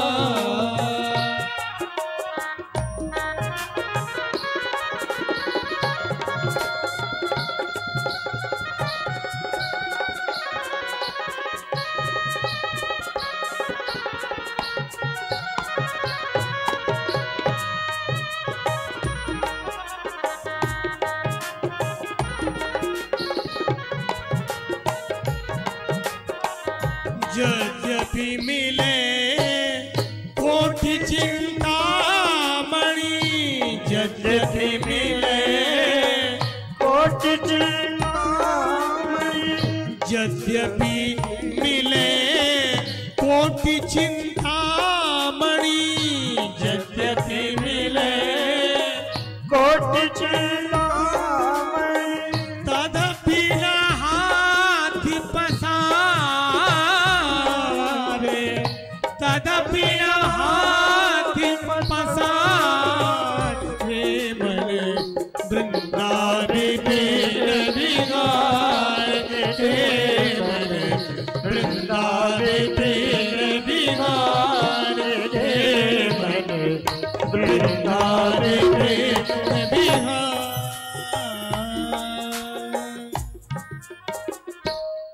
जीवन में जिसके हृदय में वृंदावन बिहारी है, जिसे केवल बिहारी जी की ही प्राप्ति चाहिए, उन्हें फिर जीवन में चाहे कोई कहे स्वयं बिहारी जी के रूप में ही तुम एक क्षण के लिए हृदय से मुझे निकाल दो, क्या वो भक्त निकाल पाएंगे? चाहे उन्हें प्रलोभन भी दे कि मेरे पास करोड़ों पारस मणि है, तुम आओ, मैं देने के लिए समर्थ हूं। लालची होगा तो अपने हृदय से श्याम सुंदर को निकाल देंगे, लेकिन जिसे केवल बिहारी जी चाहिए उसे तो बार बार यही कहेंगे, प्रभु हम सदा आपके चरण धूल को अपने मस्तक पर लगाएंगे। हर व्यक्ति को कौन चाहते हैं कि मैं कभी मरूं ही नहीं, सदा भगवान के रहूं? हाथ उठाइए। तो किससे चाहिए जो हम सदा अमर रहे, कभी मरे ही नहीं, स्वस्थ रहे? हाथ उठाइए। सब चाहते हैं ना हर हमेशा स्वस्थ रहे? भाई एक ही दो, यहाँ तो लगता है सब चाहते हैं हम बीमारी रहे। सब चाहते हो ना हर हमेशा मैं स्वस्थ रहूं, अमर रहूं, मेरी कीर्ति फैले, इसके लिए एक ही उपाय है। क्या? जिस दिन हम जन्म लिए उसी दिन हम मर रहे हैं।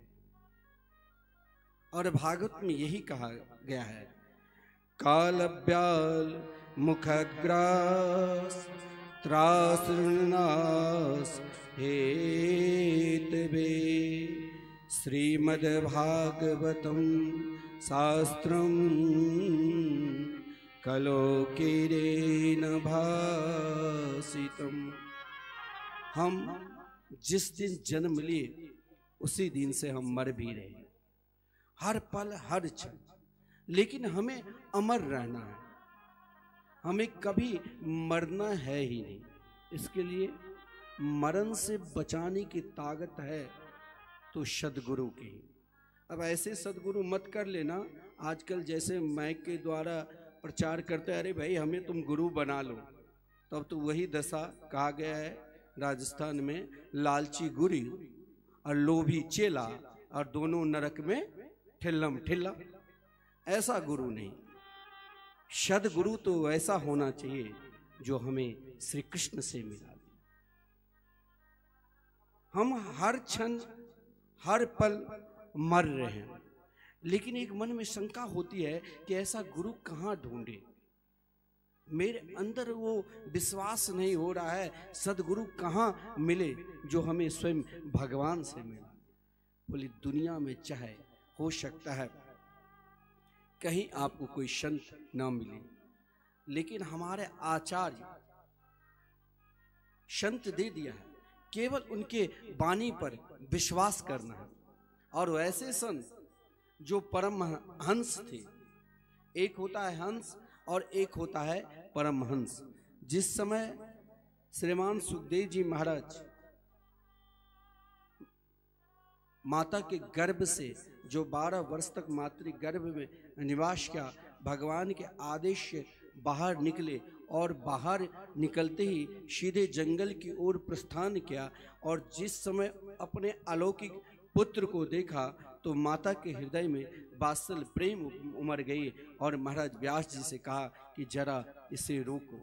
व्यास जी अपने पुत्र के पीछे पीछे पीछे भाग रहे हैं और ऐसे आत्मनिष्ठ महापुरुष थे सुखदेव जी महाराज, जो व्यास जी के प्रश्न के उत्तर वृक्ष में प्रवेश होकर, जड़ में प्रवेश होकर उत्तर दिया, पुत्रो हम।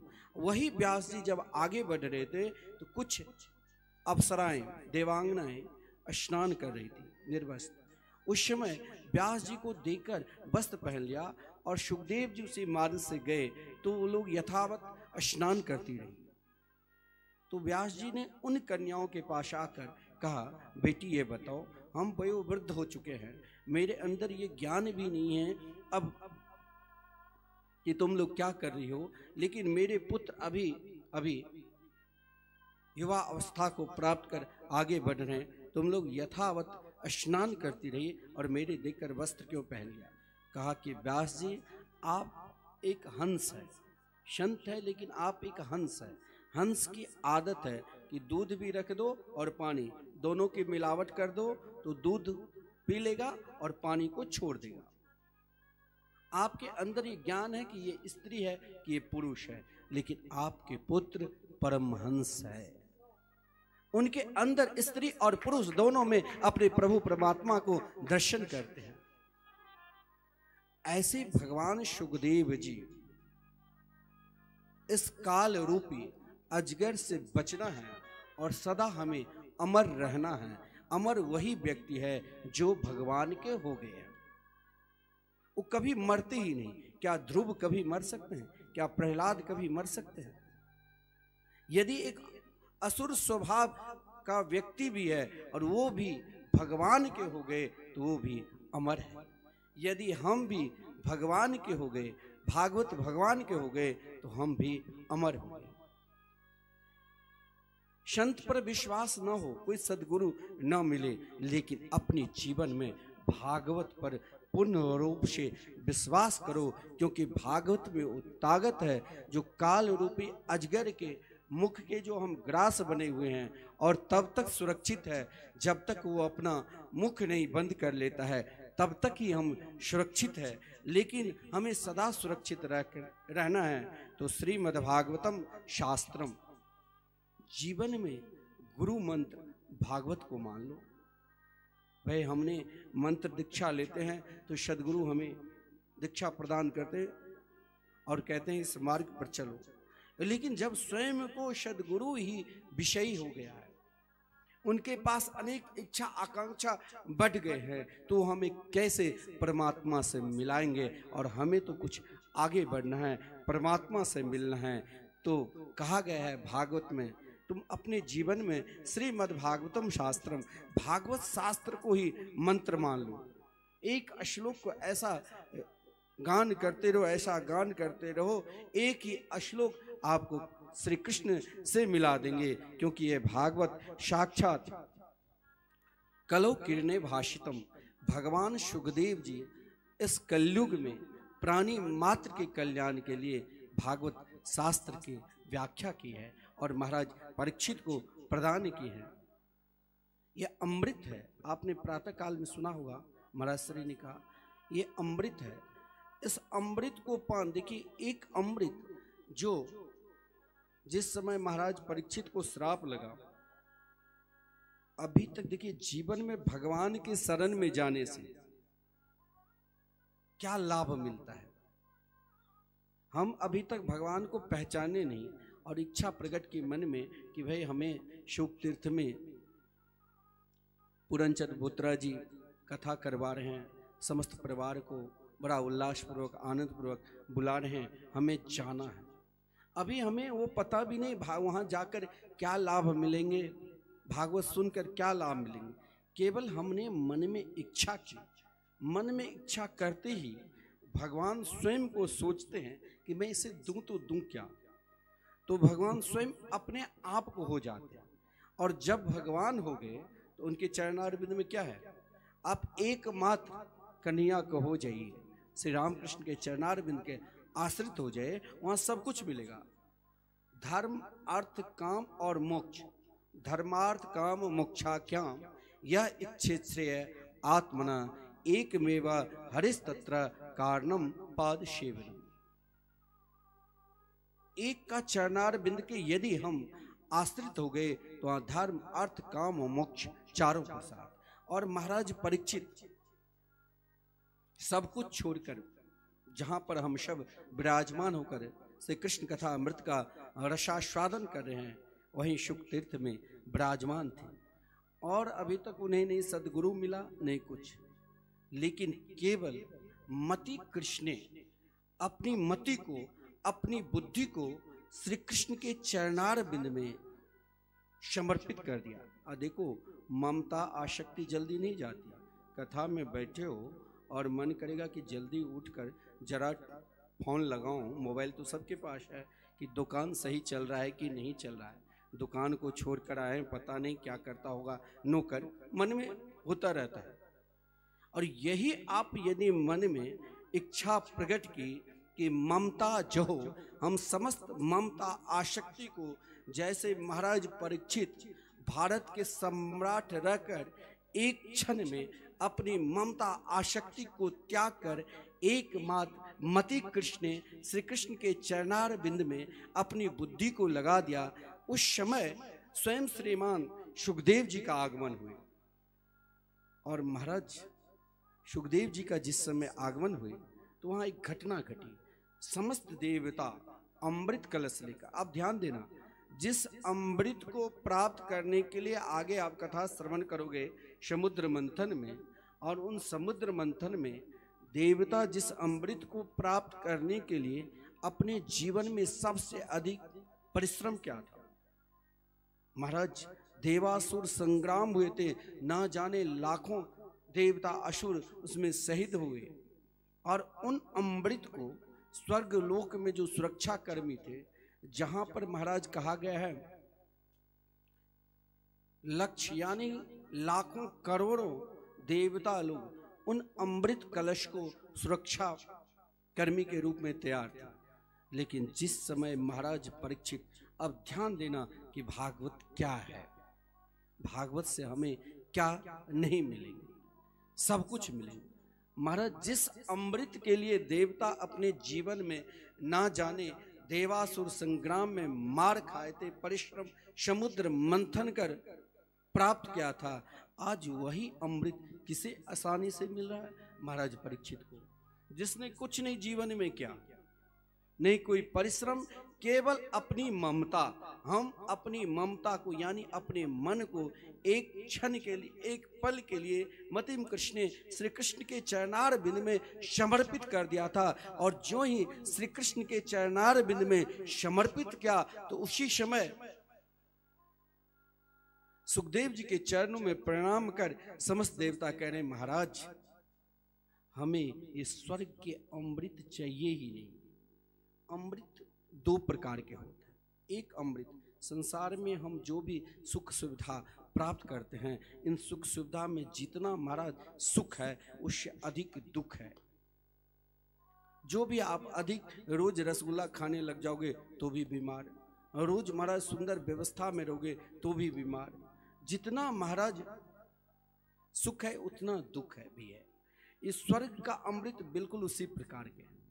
लेकिन हमें महाराज इन अमृत से थक गया हूं, इन अमृत से अब उब चुका हूं, मुझे कोई श्रेष्ठ अमृत।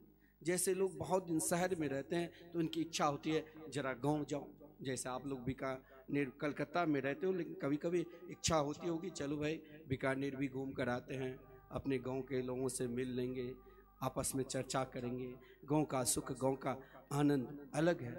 देवता जिस अमृत के लिए हम ललायित है, उन अमृत को स्वयं देवता तिरस्कार कर रहे हैं, छोड़ रहे हैं कि महाराज हमें यह अमृत नहीं चाहिए, हमें तो वो अमृत चाहिए जो अमृत आप स्वयं अपने शिष्य को प्रदान करने जा रहे हैं। लेकिन उनके अंदर पात्रता है कि नहीं, ये भी देखा जाता है।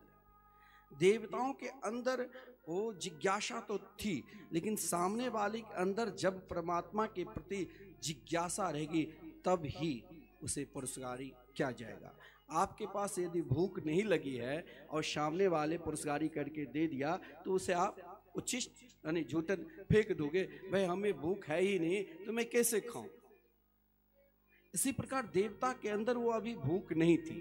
देवता के अंदर भूख होती तो महाराज वहां बैठकर पत्तल पुरस्कारी लगा हुआ था, अनेक ऋषि मुनि थे, जहां पर आदरणीय भगवान श्रीमान सुखदेव जी महाराज परीक्षित को भागवत कथा रूपी अमृत पान करा रहे थे। लेकिन व्यक्ति के अंदर सबसे बड़ा महाराज कुछ है तो एक अभिमान, अहंकार झुकने नहीं देता है। जैसे उन देवताओं को अभिमान के कारण सामने पुरस्कारी हो रहा है और महाराज मिल नहीं रहा है। उसने तो केवल अपने अभिमान को, अहंकार को, यानी स्वर्ग के जो अमृत उन देवताओं के पास है, एक प्रकार के उनके अभिमान ही है, उनके अहंकार ही है। जिस अभिमान और जिस अहंकार को बार बार व्यक्त कर रहा था, जैसे हम लोग कुछ यदि कार्य कर लेते हैं सामाजिक कार्य, तो उन कार्य में भी हमें अभिमान हो जाता है, अरे मैंने 100 कंबल बांटा, मैंने गरीब को खिलाया। और यदि अभिमान हुआ तो उन अभिमान को क्या स्थान दिया गया? स्वयं श्रीमान सुखदेव जी ने कहा यदि अभिमान है और वो अभिमान अमृत के तरह है तो यही कहा को सुधा को कथा लोके को काचा को मनिर्महान। यदि आपके अंदर अभिमान है तो उस अभिमान को एक कांच की टुकड़ा की तरह उस अभिमान को रख दिया। लेकिन महाराज सुखदेव जी ने कहा व्यक्ति के अंदर पात्रता होनी चाहिए। यदि पात्रता है तो स्वयं हम सदा भगवान की ओर आगे बढ़ेंगे। कहीं महाराज परीक्षित के अंदर यह तो ना आ जाए मन में कि महाराज हमें तो अभी संसार की सुख सुविधा मौज मस्ती चाहिए और मैंने तो इनसे ऊपर उठा रहा हूं। लेकिन पूछा महाराज परीक्षित ही, जिस समय देवता को अभक्त जानकर जिस समय सुखदेव जी ने अमृत नहीं दिया, भागवत कथा अमृत, तो महाराज परीक्षित ने कहा कि भगवान इन दोनों अमृत में क्या विशेषता है? बोले कि स्वर्ग के अमृत पान कर लेने से आप स्वर्ग में तब तक रहोगे जब तक आपके अंदर पुण्य है। पुण्य का समाप्त हुआ भाई, एक दिन तो पुण्य का समाप्त होगा ही। देव तुल्य आप तभी देवता बनकर स्वर्ग में रह सकते हो जब तक आपका पुण्य है। और स्वर्ग के अमृत यही काम करेगा जो आपका पुण्य को समाप्त करेगा। चाहे महाराज याति की तरह, एक महाराज याति राजा हुआ जिसने महाराज देवराज इंद्र के बराबर उनके सिंहासन पर बैठ गए थे। अब देवराज इंद्र की पत्नी शची घबरा कर अपने गुरुदेव के पास गई। बृहस्पति जी ने कहा उससे पूछो कि उसने अपने जीवन में क्या क्या किया। यदि हम शुभ कार्य करते हैं और स्वयं को बार बार वही कार्य की प्रशंसा करेंगे तो उससे भी पुण्य का क्षय होता है। और महाराज याति अपने मुख से ही अपने पुण्य का गुणगान करने लगे तो उसे लौटना पड़ा। तो स्वर्ग में आप तब तक ही निवास करोगे जब तक आपके अंदर पुण्य है।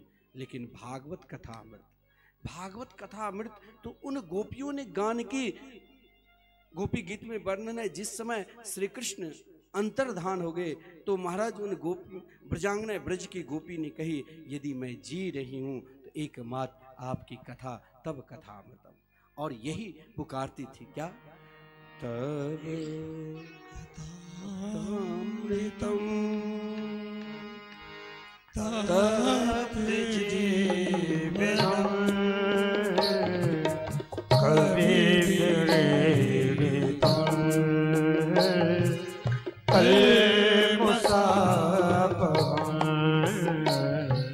श्रवण मंगलम श्रीमदार्जितम भूमि गणते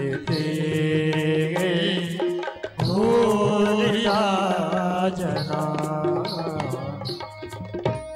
भगवान की कथा तब कथा अमृतम, अमृत है। देखिए जीवन में हो सकता है कोई ना कोई कार्य ऐसा हो जो हम उस कार्य को मंगल करने के लिए आगे बढ़ते हैं लेकिन उस कार्य में अमंगल हो जाता है। लेकिन भगवान की कथा, भगवान के कीर्तन सदा मंगल ही मंगल है, उसमें कहीं लेस मात्र अमंगल है ही नहीं। चाहे आप सोकर भगवान के भजन करो तो भी वही लाभ, चाहे आप बैठकर भजन करो, चाहे आप चलकर करो, चाहे आप किसी खाते पीते सोते बैठते जागते उठते किसी भी स्थिति में भगवान की कथा कीर्तन गान करो, वहाँ मंगल ही मंगल होगा।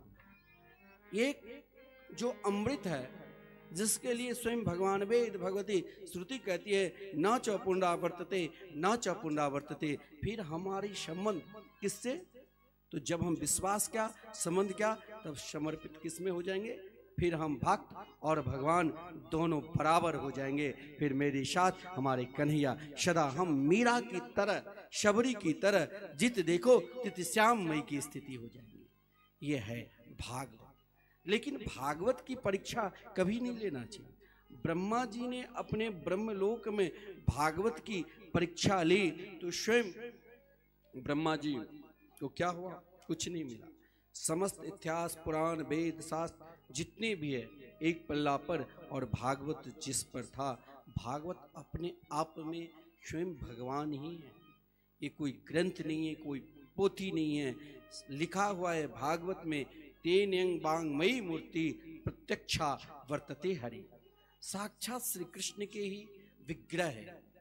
गीता भगवान के वाणी के अवतार है शुद्ध, और भागवत स्वयं भगवान है। क्योंकि गीता में भगवान ने कहा कि तुम मुझे मन दे दो, लेकिन कहीं वर्णन मिलेगा कि मन किसी ने दिया। लेकिन वही यदि गीता एक सूत्र है और भागवत व्याख्या है, मन कौन दिया, तो ब्रजांगना ब्रज की गोपी जब उद्धव गए तो कहा उद्धव मेरे जो एक मन था वो तो कन्हैया ने चोरी कर ली, अब मन है ही नहीं तो मैं कैसे तुम्हें कहूँ कि मैं और मन लेकर तुम्हारे निर्गुण निराकार को ध्यान करूं। मन तो श्याम सुंदर, यानी मन यदि कोई दिया तो ब्रजांगना ब्रज की गोपी ने। ब्रह्मा जी जब देखा कि महाराज इन देवताओं की बात मानकर मैंने भागवत की परीक्षा ली, लेकिन कभी कभी क्या होता है पुत्र से, पिता से भी श्रेष्ठ पुत्र हो जाते हैं, योग्य, ज्ञानी, ध्यानी, सब कुछ। वैसे ब्रह्मा जी के पुत्र देवर्षि नारद जी हैं, लेकिन कभी कभी पिता को भी पुत्र के शरण में जाना पड़ता है। ये नहीं, यदि पुत्र सुयोग हो जाए, व्यापार करने लायक हो जाए, तो पिता का कर्तव्य है कि अपने सारा व्यापार पुत्र के ऊपर निर्भर करना चाहिए। हो सकता है वो पुत्र अपनी योग्यता से उस व्यापार को आगे बढ़ाए या पिता से भी आगे निकल जाए। जैसे ब्रह्मा जी के पुत्र देवर्षि नारद जी है, लेकिन देवर्षि नारद जी जब देखा कि मेरे पिताश्री उदास है तो जान गए।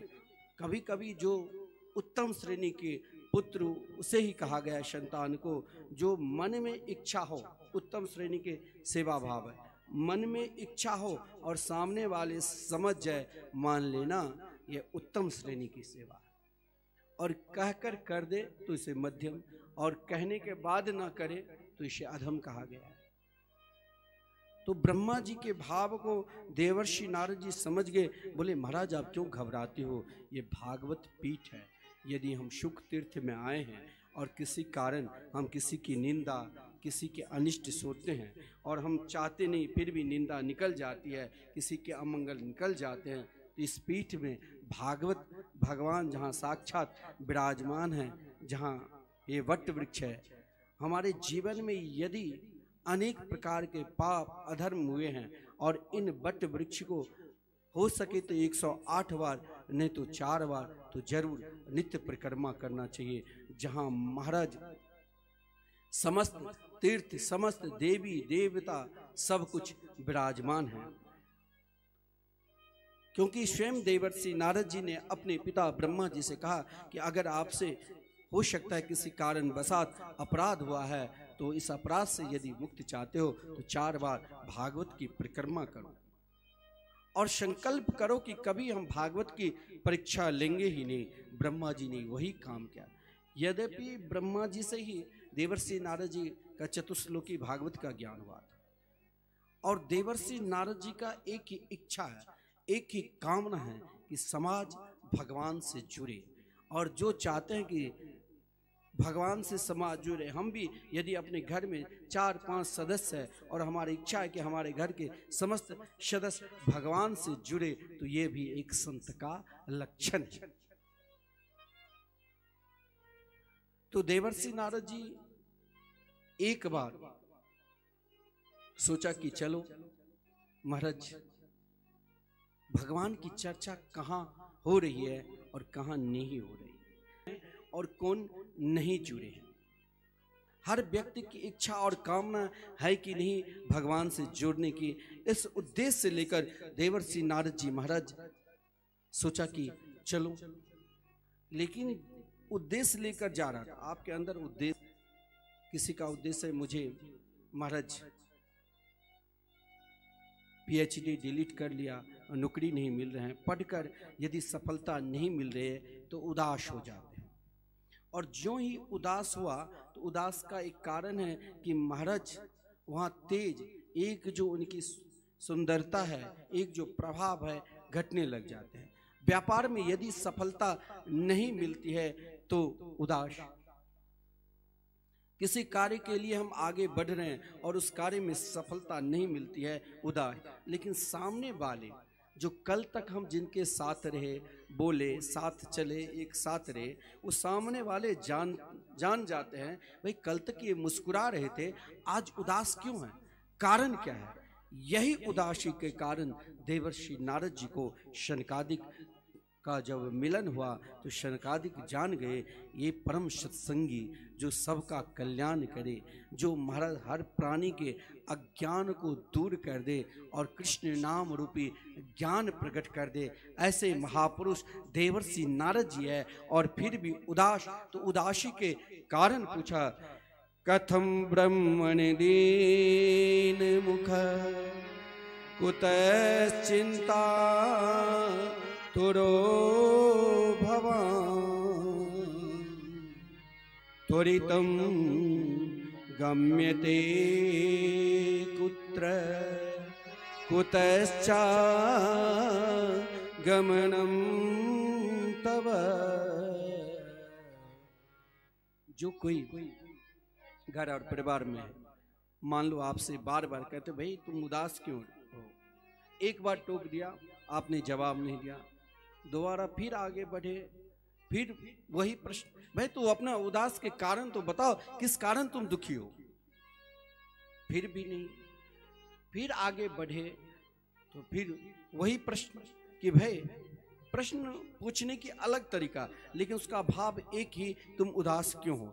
यही शनकादिक ने प्रश्न की तरीका तो एक ही है, लेकिन भाव अलग अलग पूछा। भाई कथम ब्रह्मन दीन मुखा, आप जैसे महात्मा इस प्रकार उदास क्यों, उदासी का कारण कहाँ छुपा है।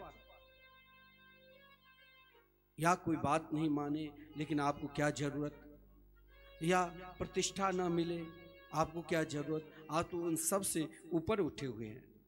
दूसरा ने पूछा शनक सनंदन कि कुतस चिंता तुरो भवन, आप जैसे महात्मा को चिंता वो व्यक्ति करता है जिसने अपने जीवन में ही चिंता लेकर ही जन्म लिया है और चिंता लेकर ही मरेगा। लेकिन जो शही में महापुरुष होगा, सज्जन होगा, सत्पात्र होगा, जो संत होंगे वो कभी चिंता करेंगे ही नहीं। जितना देर चिंता उतने देर ही चिंतन करने लग जाएंगे भगवान की कोई ना कोई लीला की। तो आप जैसे महापुरुष इस प्रकार चिंता तुर क्यों हो। जैसे कोई धनवान व्यक्ति है और उसका धन एकाएक नष्ट हो जाए, वो जैसे घबरा जाते हैं, उसी प्रकार महाराज कोई करोड़पति है और एकाएक बिना सूचना दिए ही इनकम टैक्स वाले पहुंच जाते हैं और सब कुछ ले लेता है, तो कैसे लगता है, उनका जीवन मरण की तरह बेचैन हो जाते हैं। उसी प्रकार त्वरितम गम्यते कुत्र कुतश्चागमनम तवा, उसी प्रकार आप बेचैन हैं, जरा कारण तो बताओ। बोले अब तो बताना पड़ेगा, बार बार एक ही प्रश्न किससे से पूछा जाए तब तो फिर कहना ही पड़ेगा। भाई कारण क्यों है, क्यों तुम दुखी हो, दुख का कारण बताओ, अगर मेरी बस की बात है तो मैं उसका निवारण करूंगा। देवर्षि नारद जी ने सोचा कि मैंने देखा इस पृथ्वी लोक पर भगवान से कैसे जुड़े हैं, लेकिन मैंने सोचा तीर्थ स्थान सर्वोपरि है और भागवत में वर्णन है, पुष्कर, प्रयाग, काशी, गोदावरी, हरिक्षेत्र, कुरुक्षेत्र, अनेक तीर्थों का वर्णन है। मैंने सब तीर्थ में गया लेकिन तीर्थ में भी मुझे वो सुख नहीं मिला।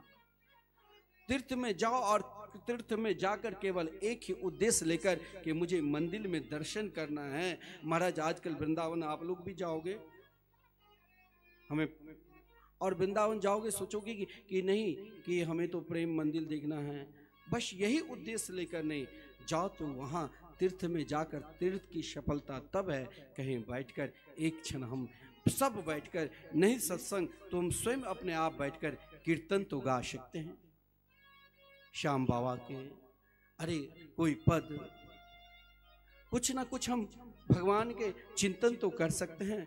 यदि तीर्थ में जाना की सफलता तब ही है जो एक कुछ पल हम भगवान के लिए निकाले, लेकिन तीर्थ में केवल आज जाओ तो वहाँ मौज मस्ती, वहाँ भी घर की तरह व्यवस्था होनी चाहिए, एसी रूम, सामने टीवी लगा हुआ और फोन भी, मोबाइल है तब भी चाहिए महाराज, सामने भाई रिसेप्शन पर जो बैठा है मैनेजर उसे तुरंत 1 नंबर 2 नंबर बटन दबाओ और तुरंत वो पानी लाओ तो पानी, ये सब व्यवस्था होनी चाहिए। हम अब वहाँ बिहारी जी के दर्शन करेंगे कि हम अपनी व्यवस्था लेकर ही माथे में घुमाते रहते हैं, ये काम करना है, ये काम करना है, हो गया तीर्थ का समय निकल गया, जाओ तुम। यही ये मानव शरीर है, ये तो बीत रहा है, ना जाने कब समाप्त हो जाएगा। फिर कहा कि लोग कहते हैं भाई जो कोई साधु संत बन जाता है, बोले काहे को बने, सबसे बढ़िया गृहस्थ आश्रम। देवर्षि नारद जी ने कहा मैं गृहस्थों के घर में भी गया, वहां तो बात बात पर यदि पति की बात पत्नी ना माने तो मारा 2 मिनट में गुस्सा आ जाती है, बेचारा घबरा जाता है। एक व्यक्ति वृंदावन में आया, कहा क्या बताऊं महाराज, जब से विवाह किया हूं अब हो गया मेरे जीवन में सब सत्संग, अब तो यदि वृंदावन 2 दिन के लिए मैं आ जाता हूं तो पहले उन्हें मनानी पड़ती है श्रीमती जी को, और वो आने देगी तभी तो मैं आऊंगा, नहीं बात तो आपस में कला, और कलह का कारण देखिए, मैं नहीं कह रहा हूँ, आप ये मत सोच लेना कि मैं बोल रहा हूँ। कलह का कारण ये है कि आजकल लोग सलाह कहाँ लेते हैं, घर में कुछ आज क्या खाना खाए वो भी कहाँ, तो अपनी पीहर, अपनी माता की, और माँ को नहीं बताकर भाभी को तो जरूर बता देगी, क्योंकि लिखा है भागवत में स्याल को बुद्धिदायक। आजकल भाई से या घर के माता पिता से सलाह, पहले सलाह माँ से, और माँ नहीं दिया तो कहते भाई अपनी भाई से ले लो, तो स्याल को बुद्धिदायक। कहाँ, साला से अधिक मैं नहीं कहूंगा, फिर आप लोग नाराज हो जाओगे, इसीलिए चलो। तो देवर्षि नारद जी ने वहां भी देखा, थोड़ी सी छोटी मोटी बात में यदि झगड़ा हो जाए तो यहाँ क्रोध नहीं करना चाहिए। भागवत में लिखा है, अयम ही परमो लाभो गृहसु गृह में दीनम। ये नहीं है, जब श्री कृष्ण और रुक्मिणी का संवाद चल रहा था तो वहाँ रुक्मिणी जी को भगवान ने कुछ कह दिया, तो रुक्मिणी जी घबरा गई, कहीं भगवान हमें त्याग न दे द्वारकाधीश, मूर्छित हो गई। तो भगवान ने यही कहा कि अयम ही परमो लाभो गृहसु गृह में दीनम। यदि पति पत्नी में विवाद हो जाए, तो यदि पत्नी रूठ जाए तो पति का कर्तव्य है जो अपनी पत्नी को मनाना चाहिए, और यदि पति रूठ जाए तो पत्नी को भी मनाना चाहिए, और ये दोनों मनाकर फिर हम आगे अपनी गृहस्थ जीवन को जीते हैं। तो वहाँ भी कहा गया है प्रेम, यानी उस घर में भगवान का निवास सदा रहते हैं। और जहाँ कलह है वहाँ देवर्षि नारद जी ने कहा, जहाँ कलह वहाँ भगवान रह ही नहीं सकता। मैंने ये भी देखा गृहस्थ आश्रम। अंत में कहा तुम साधु संतों के आश्रम में क्यों नहीं गए? बोले महाराज वहाँ भी देखा, वहां भी गया भाई, सब अपने अपने कार्य में, मठ मंदिर में। जहां मौनी बाबा है वो महाराज वहां पर देखा आपस में विवाद कर रहे हैं छोटी छोटी बात लेकर। जहां बैरागी बाबा है वहां देखा उसके घर में लड़के बच्चे, आजकल नहीं चला है, शादी शुदा होकर लड़के बच्चे पैदा करके और साधु संत बन जाते हैं। अब उसके कारण संतों को गाली सुनना पड़ता है। लोग कहते भाई आजकल साधु संत ऐसे कर रहे हैं, ऐसे पाखंडी ढोंगी आ गए हैं इस मार्ग में, जो सही में जो साधु संत है उन्हें भी गाली सुनना पड़ता है। अब देवर्षि नारद जी ने फिर भी देखिए कि विश्वास के साथ आगे बढ़ा कि इस संसार में हो सकता है हर जगह कलह, लेकिन यही धरती पर मेरे श्याम सुंदर मेरे कन्हैया भी तो आए थे। देवर्षि नारद जी प्रभु का गुणगान गाते हुए, बीना बजाते हुए, हरि नाम संकीर्तन करते हुए महाराज आगे बढ़ा तो वृंदावन आए। और ज्यों ही वृंदावन आए तो वहाँ पर एक विलक्षण रूप देखा, एक विलक्षण देवी तरुण अवस्था को युवती रूप में, उनके बगल में दो वयोवृद्ध चैन से सो रहे थे, और उन युवती के सेवा में सहस्त्राधिक युवतियाँ, गंगा यमुना सरस्वती इत्यादि नदी, लेकिन वो युवती देखिए स्वयं वो युवती कोई और नहीं, स्वयं भक्ति देवी वृंदावन धाम में। और भक्ति देवी भी वृंदावन में किसे ढूंढ रही है? तो साधु संतों के। देखिए संत में क्या ताकत है, ये भागवत में आप देख लेना कि स्वयं भक्ति देवी जब देवर्षि नारद जी को देखा तो स्वयं भक्ति देवी पुकारने लग गई, क्या? भो भो साधो क्षणम तिष्ठ मा चिंतामपि नास्य दर्शनम तव लोकस्य सर्वथा हरम परम। देवर्षि नारद जी प्रभु के गुणगान गाते हुए आगे बढ़ रहा था। यदि आप संत है, भगवान के भजन करते हैं और सामने कोई सत्संगी आ जाए तो वहाँ रुकना चाहिए। देवर्षि नारद जी ने रुका, लेकिन भक्ति देवी ने यही कहा कि संत के दर्शन मात्र से ही क्या होता है, समस्त पाप नष्ट हो जाते हैं। देखिए भगवान शंकर जी जिस समय पृथ्वी को लय करते हैं यानी संहार, उस समय पुनः हम समस्त प्राणी को अपने अंदर संहार कर लेते, फिर हमें जन्म लेना पड़ता है। तो लोग कहते हैं ना, अपने कर्म के अनुसार जैसा कर्म क्या होगा वैसा ही फिर इस जन्म में जन्म लिया। लेकिन इस कर्म को समाप्त करने वाले एकमात्र कौन है? संत, क्योंकि स्वयं लिखा है सर्वथा घारम परम, पाप को पूर्ण रूप से नाश करने की ताकत संत में है, क्योंकि भगवान ने अघनाशनम, आगे कथा श्रवण करोगे कि भगवान ने अघासुर का नाश किया है, वही अघनाशनम यानी जिसने अपने हृदय में बांके बिहारी वृंदावन बिहारी को बैठा लिया है, वही परम संत है और उन्हीं को ठाकुर जी, वो कभी पापी हो ही नहीं सकता। और मीराबाई ने एक बार वृंदावन आए और कहा कि वृंदावन मेरा घर है। महाराज वृंदावन की तो महिमा अलग है, क्योंकि स्वयं देवर्षि नारद जी जिस समय भक्ति देवी ने परिचय दिया कि मेरे दोनों पुत्र ज्ञान और वैराग्य है, महाराज भक्ति देवी जब परिचय दिया कि मैं भक्ति मेरे दोनों पुत्र, मैं चाहती हूँ कि यहाँ से कहीं जाऊँ लेकिन वृंदावन को छोड़कर जा ही नहीं सकती, तो देवर्षि नारद जी ने यही कहा कि वृंदावन धाम है, धन्यम वृंदावनम तेना भक्ति नृत्यति यत्र च।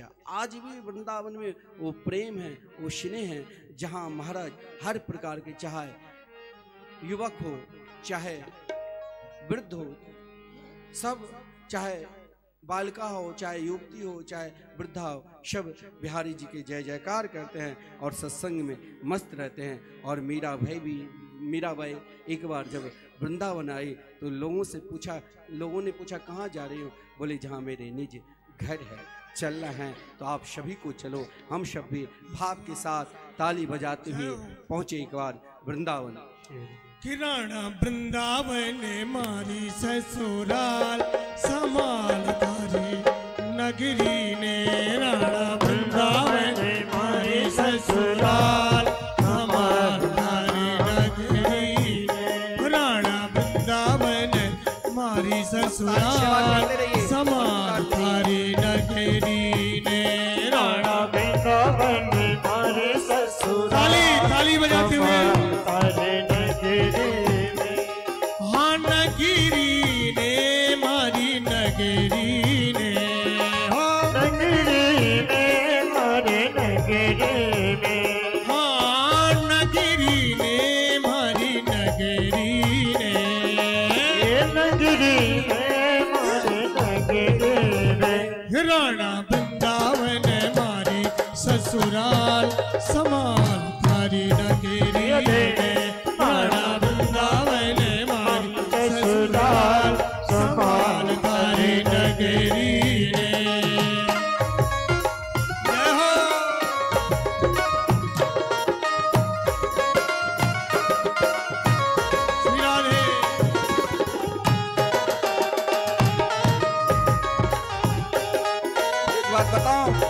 एक बात लगता है आप लोग राजस्थान की नहीं है, हमारे सेठ जी बोले हम लोग बीकानेरी है। अरे जब मीराबाई आई तो नाचते हुए झूमते हुए, और यहाँ तो सब ताली बजाने में संकोच। देखिए जब तक आपको दुनिया दिखाई देगी कि सामने वाले क्या कहेंगे, भाई अमुक के बहू बेटी नाच रहे हैं, तो शर्म आती, लेकिन जब साक्षात बांके बिहारी दिखाई देंगे तब तो क्या, तब तो वही भाव, मेरे तो गिरधर गोपाल। वृंदावन मारी ससुराल समाल तारी नगरी ने, राणा वृंदावन मारी ससुराल समाल तारी नगरी ने, हाँ नगरी ने मारी नगरी ने, नगरी ने मारी नगरी ने, हाँ नगरी ने मारी नगरी ने,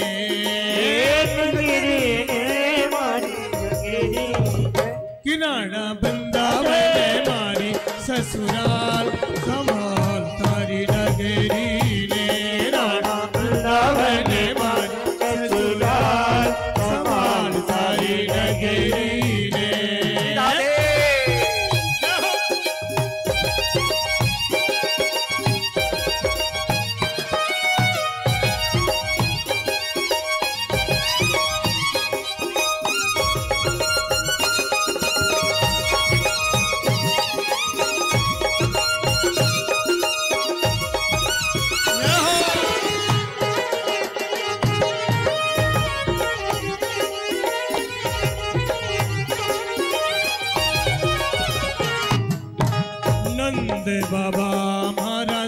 ससुर लगे छे नंद बाबा मारा ससुर लगे छे ससुर लगे छे मारा ससुर लगे छे ये ससुर लगे छे मारा ससुर लगे और जसुदा लगे है मारी सास समाल थारी नगरी ने जसुदा लगे छे मारी सास समाल थारी नगरी ने राणा वृंदावन मारी ससुराल समाल थारी नगरी ने वृंदावन मारी ससुराल समाल थारी नगरी ने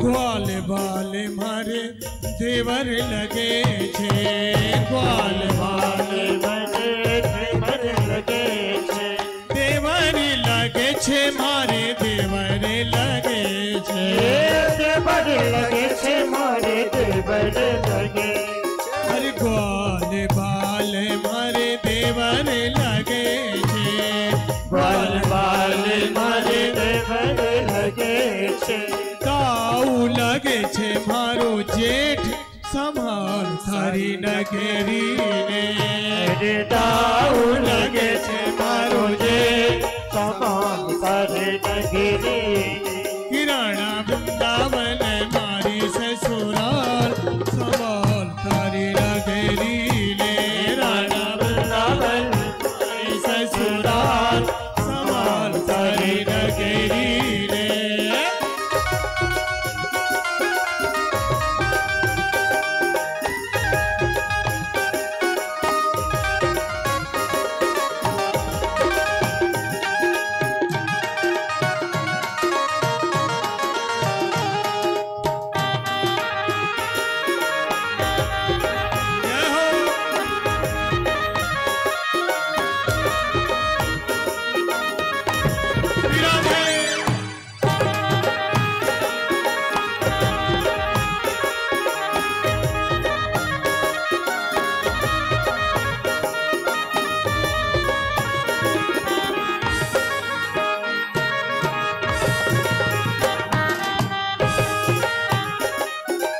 सांवरिया हमारा वृंदावन वासी सांवरिया हमारा वृंदावन वासी सांवरियो हमारा वृंदावन वासी सांवरिया हमारा वृंदावन वासी हाँ वृंदावन वासी मारा वृंदावन वासी वृंदावन वासी वृंदावन वासी बरसानो मारो पीहर संभाल थारी नगरी ने बरसानो मारो पीहर संभाल थारी नगरी ने किराना वृंदावन मारी ससुराल संभाल थारी नगरी ने राणा वृंदावन मारी ससुराल संभाल थारी नगरी राणा वृंदावन मारी ससुराल संभाल थारी नगरी ने राणा वृंदावन मारी ससुराल संभाल थारी नगरी ने राणा वृंदावन मारी ससुराल संभाल थारी नगरी ने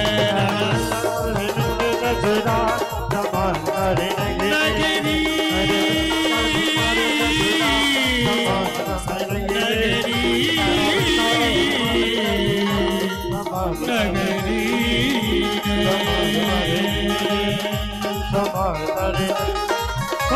के बिहारी लाल की जय जय श्री राधे। देवर्षि नारद जी ने भक्ति देवी से कही, भक्ति देवी ये एक वृंदावन की महिमा है, ये धाम की महिमा है। एक बात आप ध्यान देना, आप केवल अपने जीवन में वृंदावन निष्ठ हो जाओ, और यदि आपने अपने जीवन में चाहे आप कहीं भी रहो लेकिन अपने आप को वृंदावन निष्ठ हो जाओ, चाहे आप कुछ करो नहीं करो, और उसके बाद जो भी काम करेंगे आपके लिए भजन ही होगा। वृंदावन की महिमा को सुनाए और अंत में कहा देवी एक वृंदावन की महिमा है। कलयुग का अवगुण के विषय में कहा, अंत में कहा इस कलयुग में एक सर्वश्रेष्ठ गुण भी है। ये कभी नहीं सोचना चाहिए कि हर व्यक्ति में एक व्यक्ति है और उसके अंदर समस्त अवगुण ही होगा, उसके अंदर कुछ न कुछ गुण भी होगा। और इस कलयुग में मैं मानता हूं कि समस्त अवगुण है, लेकिन एक जो गुण है, यही गुण देखकर जिस समय भक्ति देवी ने कही कि महाराज परीक्षित ने कलयुग को क्यों नहीं मारा, क्यों छोड़ दिया, बोले एक गुण देखकर। जो गुण सतयुग त्रेता द्वापर कलयुग, केवल कलयुग में ही गुण है। क्या? तो यत् फलम नास्ते तपसा न योगे न समाधिना तत्फलम लभते सम्यक् कलोकेशव कीर्तना। आप चाहे तप करो, चाहे योग करो, चाहे ध्यान लगाओ, मत लगाओ, चलेगा, लेकिन इस कलयुग में एकमात्र भगवान की संकीर्तन सदा करते रहो, क्योंकि संकीर्तन ही इस कलयुग में सर्वश्रेष्ठ कहा गया। और संकीर्तन से अब लाभ क्या मिलता है? एक बात आप ध्यान देना कि हर व्यक्ति के अंदर कुछ न कुछ दुख रहता ही है। सबके अंदर कुछ न कुछ, कहीं ना कहीं महाराज सुख छुपा है तो कहीं ना कहीं दुख छुपा है।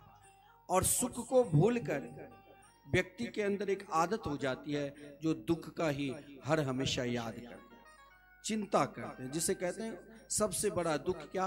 तो चिंता।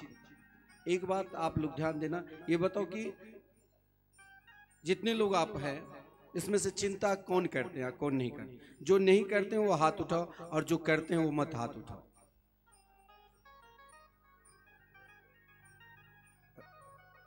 चिंता सब करते तो, लेकिन चिंता का उपाय भागवत में बहुत सरल दिया है। देवर्षि नारद जी ने स्वयं भक्ति देवी, एक बात ध्यान देना, भक्ति देवी के पति कौन है? श्री कृष्ण। और श्री कृष्ण की पत्नी यदि चिंता करे तो साधारण व्यक्ति के विषय में क्या कहा जाए? और जिसके पुत्र ज्ञान और वैराग्य हो, जिनके लिए स्वयं भगवान ने अपने भंडार को खोल दिया, क्योंकि अगर माता लोग नाराज होती है तो कहा जाता है कि अगर पति उनके पास रुपया पैसा सारा भंडार दे दे तो कभी अपने पति के ऊपर नाराज ही नहीं होगी, और वो कभी चिंता करेगी ही नहीं। अभी मार्केट घूमना है, कोई आभूषण लेना है, रुपया पैसा उनके पास है, तिजोरी से चाबी निकाली, चल दिया, वो अपना व्यापार करते हो। भगवान ने तिजोरी खोल दी, और भक्ति देवी को सबसे बड़ा जो भगवान के पास जो धन था, मुक्ति, वो प्रदान कर। फिर भी भक्ति देवी दुखी, तो देवर्षि नारद जी को लगा कि भाई जब भगवान सबको दे दिया फिर ये क्यों चिंता कर रखी है? तो पूछा, देवी तुम चिंता क्यों करती? जो सबसे प्रिय श्री कृष्ण अपने मुक्ति को प्रदान कर दी है, जिसके ऊपर भक्ति को उसे मुक्ति दे सकती है, और फिर भी आप चिंता? तो देवर्षि नारद जी समझाया, वृथा खेद से बाले ओहो चिंता तुरा कथुम श्री कृष्ण चरणाम्भोजम अस्मरम दुखम गमीष्यति हे देवी आप चिंता मत करो, जितने देर चिंता कर रही हो ना उतने देर चिंतन करो, और चिंतन में वो ताकत है। हो सकता है श्री कृष्ण एक रूप से उन गोपियों को रोते हुए छोड़कर वृंदावन को छोड़कर मथुरा चले गए हो, लेकिन उन गोपियों की चिंता भी चिंतन में बदल गई थी, और ऐसी चिंतन हो गई थी जो महाराज कहा गया है कि एक बार देवर्षि नारद जी बीना बजाते हुए हरि गुण गाते हुए वृंदावन आए। वृंदावन में आकर देखा कि यमुना किनारे हजारों युवतियां ध्यान लगाई है। देवर्षि नारद जी ने सोचा यहाँ तो कोई योग शिविर है ही नहीं, यहाँ तो भाई जैसे रामदेव बाबा का योग शिविर लगता है, यहाँ तो कोई शिविर नहीं है, लेकिन इन गोपिकाएं ब्रजांगनाएं किसकी ध्यान कर रही है? जिसके ध्यान वो तो सदा इनके आगे पीछे डोलते रहते हैं और तनिक गोरस के लिए, दही के लिए महाराज नचाते रहते हैं, वो फिर किसके ध्यान? मैंने ये तो जरूर देखा है, बड़े बड़े योगी यति सन्यासी ध्यान लगाते हैं, और जिन ब्रजांगनाओं को स्वयं श्री कृष्ण मिल गए और फिर ये किसके ध्यान? देवर्षि नारद जी ने उन गोपियों के पास गए। अंत में सोचा देवर्षि नारद जी लगता है श्री कृष्ण छोड़कर चले गए हैं, इसीलिए दुखी है, ध्यान लगा रहे। लेकिन जब पूछा देवर्षि नारद जी कि अरे मैंने आज तक साधु सन्यासी को ध्यान लगाते हुए देखा, लेकिन जिसे आप ध्यान लगाते हो तो वो तो आपके साथ सदा रहते हैं। ब्रजांगने ने कही क्या बताऊं देवर्षि नारद जी, हम चाहते हैं कि एक पल के लिए, एक क्षण के लिए श्री कृष्ण हमसे दूर चले जाए। हम चाहते हैं कि श्री कृष्ण हमारे पास आ जाए, हम चाहते हैं कि ध्यान हटाओ, हम चाहते हैं कि उनका ध्यान आवे, लेकिन ब्रजवासी में यही है, वो नहीं चाहते हुए भी फिर भी उनके चिंतन हो जाते हैं। और चिंतन ऐसे ब्रजांगना बता रही है, जिस समय मैं गोदुहन करने के लिए जाती हूँ उस समय महाराज जब गोदुहन करती हूँ मुझे लगता है कि कन्हैया स्वयं अपने मुख खोल रखे हैं, और उन गोपियों के चिंतन ऐसे आगे बढ़ने लग जाती है जो चिंतन के कारण महाराज बर्तन में दूध नहीं निकालकर सारी दूध नीचे पृथ्वी पर गिरा देती थी। उनका भाव कि महाराज कन्हैया को पिला रही हूँ। अब सोचती कहीं सास डांटे नहीं, कहीं घर परिवार के लोग डांटे नहीं। कुछ ब्रजांगनाएं जब महाराज देवर्षि नारद जी से कही कि जब मैं पानी भरने के लिए जाती हूँ तो उस समय महाराज कुआं में बाल्टी नहीं लगाकर अपने बच्चे को ही बांध देती हूँ, फिर एकाएक स्वयं श्री कृष्ण आकर मुझे डांटते हैं। अब मैं चाहती हूँ कि एक क्षण के लिए मेरे हृदय से कृष्ण दूर हो जाए, जिस कारण मैं ध्यान लगा रही हूँ। लेकिन यहाँ उन गोपियों की चिंतन देखिए, श्री कृष्ण से दूर है तब भी उन्हें लगता है श्री कृष्ण मेरे पास है, और हम लोग तनिक सी बात लेकर टेंशन कर लेते हैं, दुख कर लेते हैं, और जिस दुख में आकर चिंतातुर हो जाते हैं। और जो व्यक्ति चिंतातुर है उसके अंदर ही शरीर में अनेक प्रकार की व्याधि है, और इस व्याधि को, इस रोग को दूर करना है तो एकमात्र भागवत में कहा गया है श्री कृष्ण चरणाम भोजम, भगवान श्री कृष्ण के चरणारविंद का ध्यान करो, जिससे क्या होगा? अश्वरम दुखम गमिष्यति, समस्त दुख अपने आप नष्ट हो जाएंगे। महाराज इस प्रकार भक्ति का उपदेश दिया, लेकिन भक्ति के हृदय में प्रसन्नता हुई। लेकिन भक्ति देवी ने कही ये जो मेरे दोनों पुत्र ज्ञान और वैराग है, जरा सा इनके हृदय में भी प्रसन्नता हो, जिसके लिए आप कोई उपाय करो। देवर्षि नारद जी ने देखिए संत की कृपा, ये कभी नहीं सोचना कि भगवान की कृपा मेरे ऊपर नहीं है। हम बार बार मंदिर जाते हैं, सत्संग में जाते हैं, फिर भी भगवान की कृपा मेरे ऊपर नहीं बरस रहे। भगवान की कृपा हर प्राणी के ऊपर में, लेकिन उस कृपा के अधिकारी होना चाहिए। संत की कृपा, देवर्षि नारद जी ने सर्वप्रथम ज्ञान और वैराग को किस प्रकार जगाया? तो संत की कृपा, यानी मुझे परमात्मा से मिलना है तो सर्वप्रथम सत्संग में जाना चाहिए। सर्वश्रेष्ठ मार्ग सत्संग का है। देवर्षि नारद जी ने ज्ञान और वैराग्य को बार बार करह स्पर्श से, यानी करह स्पर्श से अगर कोई व्यक्ति नहीं जा रहे हैं तो उसे बार बार आप 1 बार 2 बार 10 बार 100 बार जितने बार हो प्रेरणा देकर, यदि आप 1 बार उसे प्रेरणा देकर संकीर्तन में सम्मिलित कर लिया या प्रेरणा देकर सत्संग में सम्मिलित कर दिया तो मान लो आप देवर्षि नारद जी की तरह है, आप उसे कृष्ण से मिलाने के लिए सत्संग में ले जा रहे। हो सकता है आपका प्रयास एक दिन सफलता की ओर ले जाए। देवर्षि नारद जी ने यही सफलता की, ज्ञान और वैराग्य को बार बार प्रेरणा दी, अंत में जगा। तो अब सत्संग की महिमा, जीवन में व्यक्ति को यदि भगवान की ओर झुकाना है तो अपने जीवन का अनुभव उनके पास पुरस्कारी कर दो कि भैया हम पहले क्या थे और आज जब से हम भगवान के हो गए, मेरे जीवन में महाराज चाहे काम धंधा नहीं भी चल रहा है तब भी हम हर हमेशा मुस्कुरा रहे हैं। और यही मुस्कुराहट तो भगवान के एक रूप है। हर हमेशा मुस्कुराते रहो। ज्ञान और वैराग्य के अंदर देखिए, कोई व्यक्ति ऐसा है वृंदावन को प्राप्त करे, ज्ञान और वैराग्य चैन से सो गए, इसमें भी एक परमात्मा की कृपा है।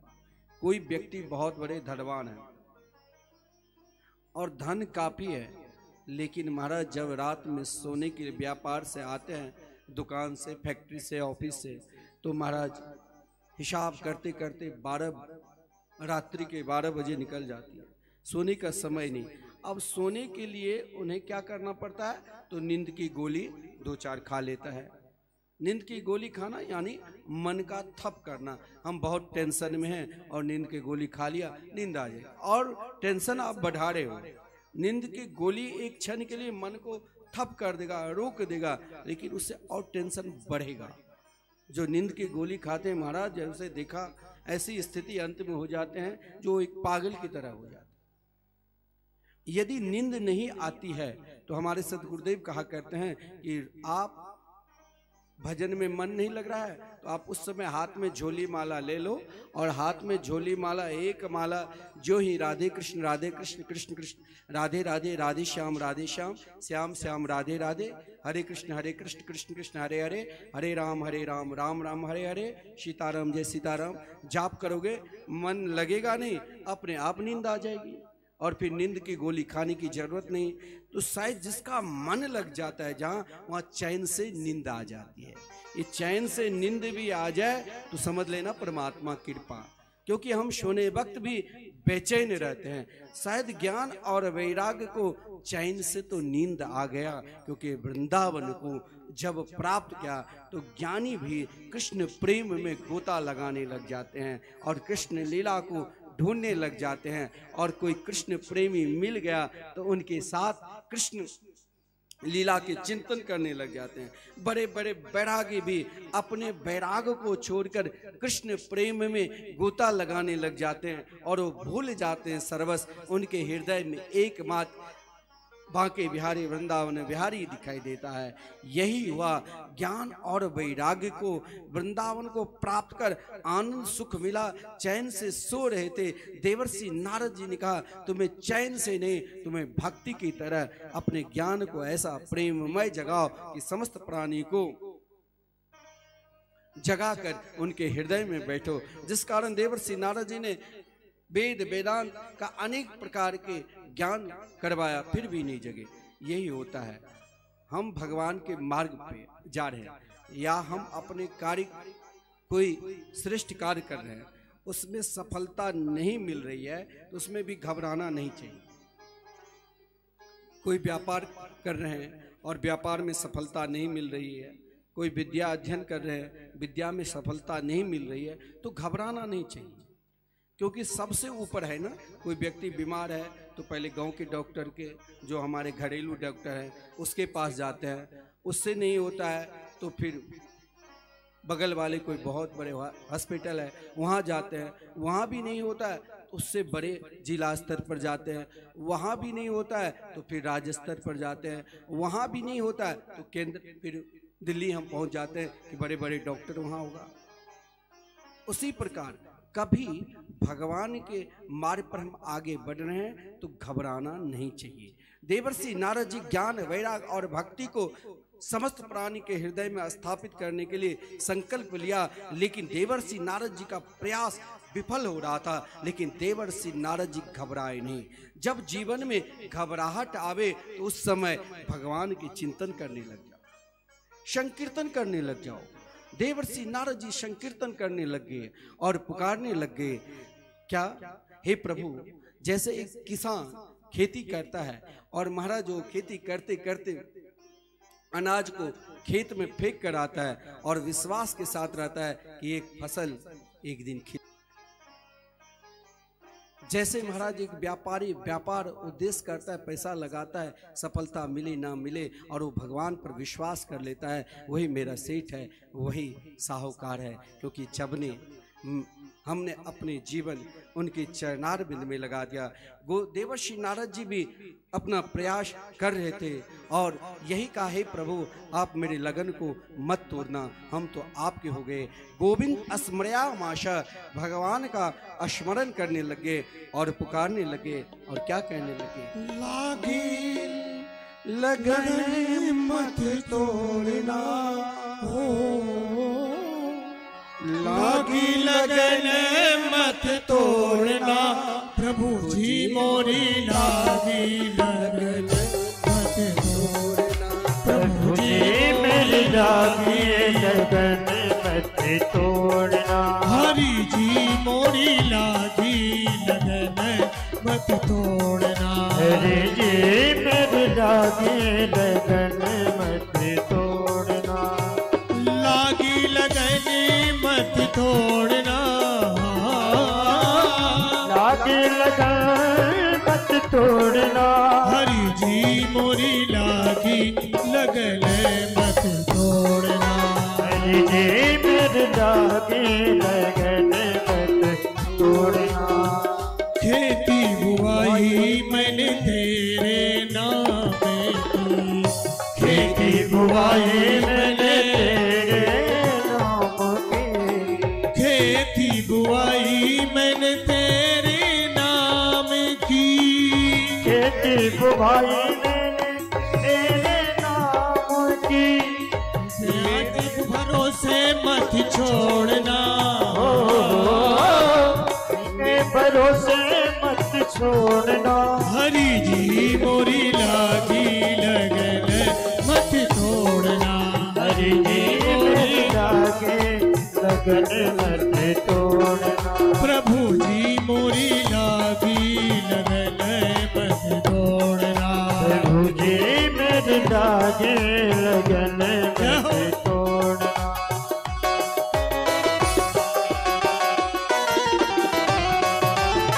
ताली सेवा करते रहिए और पुकारते रहिए।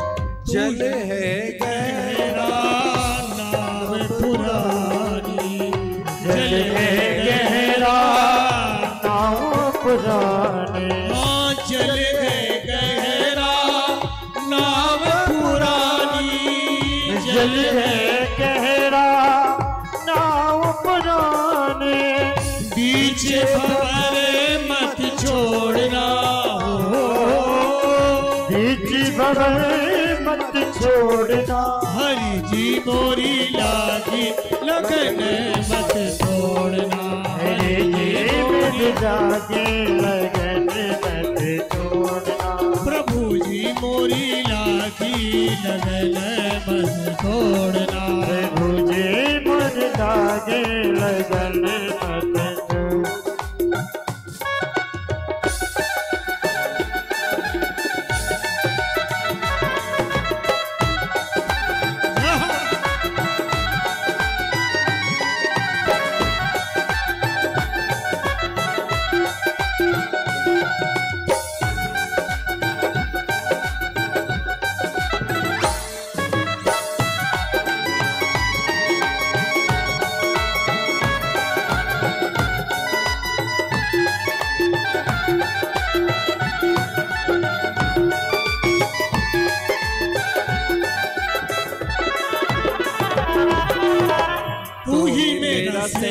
है, तू ही साहूकार है, तू ही मेरा सेठ है, तू ही साहूकार है, तू ही मेरा सेठ है, तू ही साहूकार है, तू ही मेरा सेठ है, तू ही साहूकार है। ब्याज पे ब्याज मत जोड़ना, ब्याज पे ब्याज मत जोड़ना, हरि जी मोरी लागी लगन मत तोड़ना, हरि जी मोरी लागी लगन मत तोड़ना, प्रभु जी मोरी लागी लगन मत तोड़ना, मुझे मेरी लागी लगन मत तोड़ना, हो लागी लगन मत तोड़ना, हो लागी लगन मत छोड़ना, हरि जी मोरी लागी लगन मत तोड़ना, मुझे मेरी लागी लगन मत तोड़ना, प्रभु जी मोरी लागी लगन मत तोड़ना, मेरी लागी लगन मत जोड़ना, प्रभु जी मोरी लागी लगन मत तोड़ना, मुझे मेरी लागी लगन मत जोड़ना, हरि जी मोरी लागी लगन मत तोड़ना, हरि जी मेरी लागी लगन मत छोड़ना। जय जय श्री राधे। देवर्षि नारद जी प्रभु का ज्यों ही स्मरण किया, यही होता है जीवन का सर्वश्रेष्ठ विश्वास। अपना प्रयास करो, यदि अपना प्रयास में सफलता न मिले तो कभी घबराना नहीं चाहिए। उस समय एकमात्र भगवान पर पूर्ण रूप से विश्वास करना चाहिए। अपने प्रयास करते करते यदि सफलता नहीं मिल रही है तो भगवान पर ज्यों ही विश्वास करेंगे।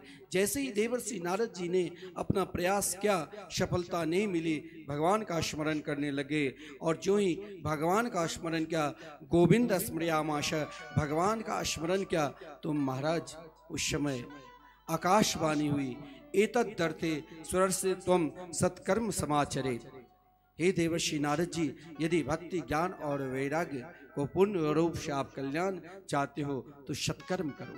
कभी कभी अब यहाँ देखा जाता है कि हर प्राणी ये जानते हैं कि मेरे साथ कुछ जाने वाले नहीं हैं, साथ में केवल जो हम सत्कर्म के हैं, भगवान की कथा कीर्तन सत्संग, वही साथ जाएंगे। लेकिन ये हम सब जानते हुए भी फिर हम भूल जाते हैं।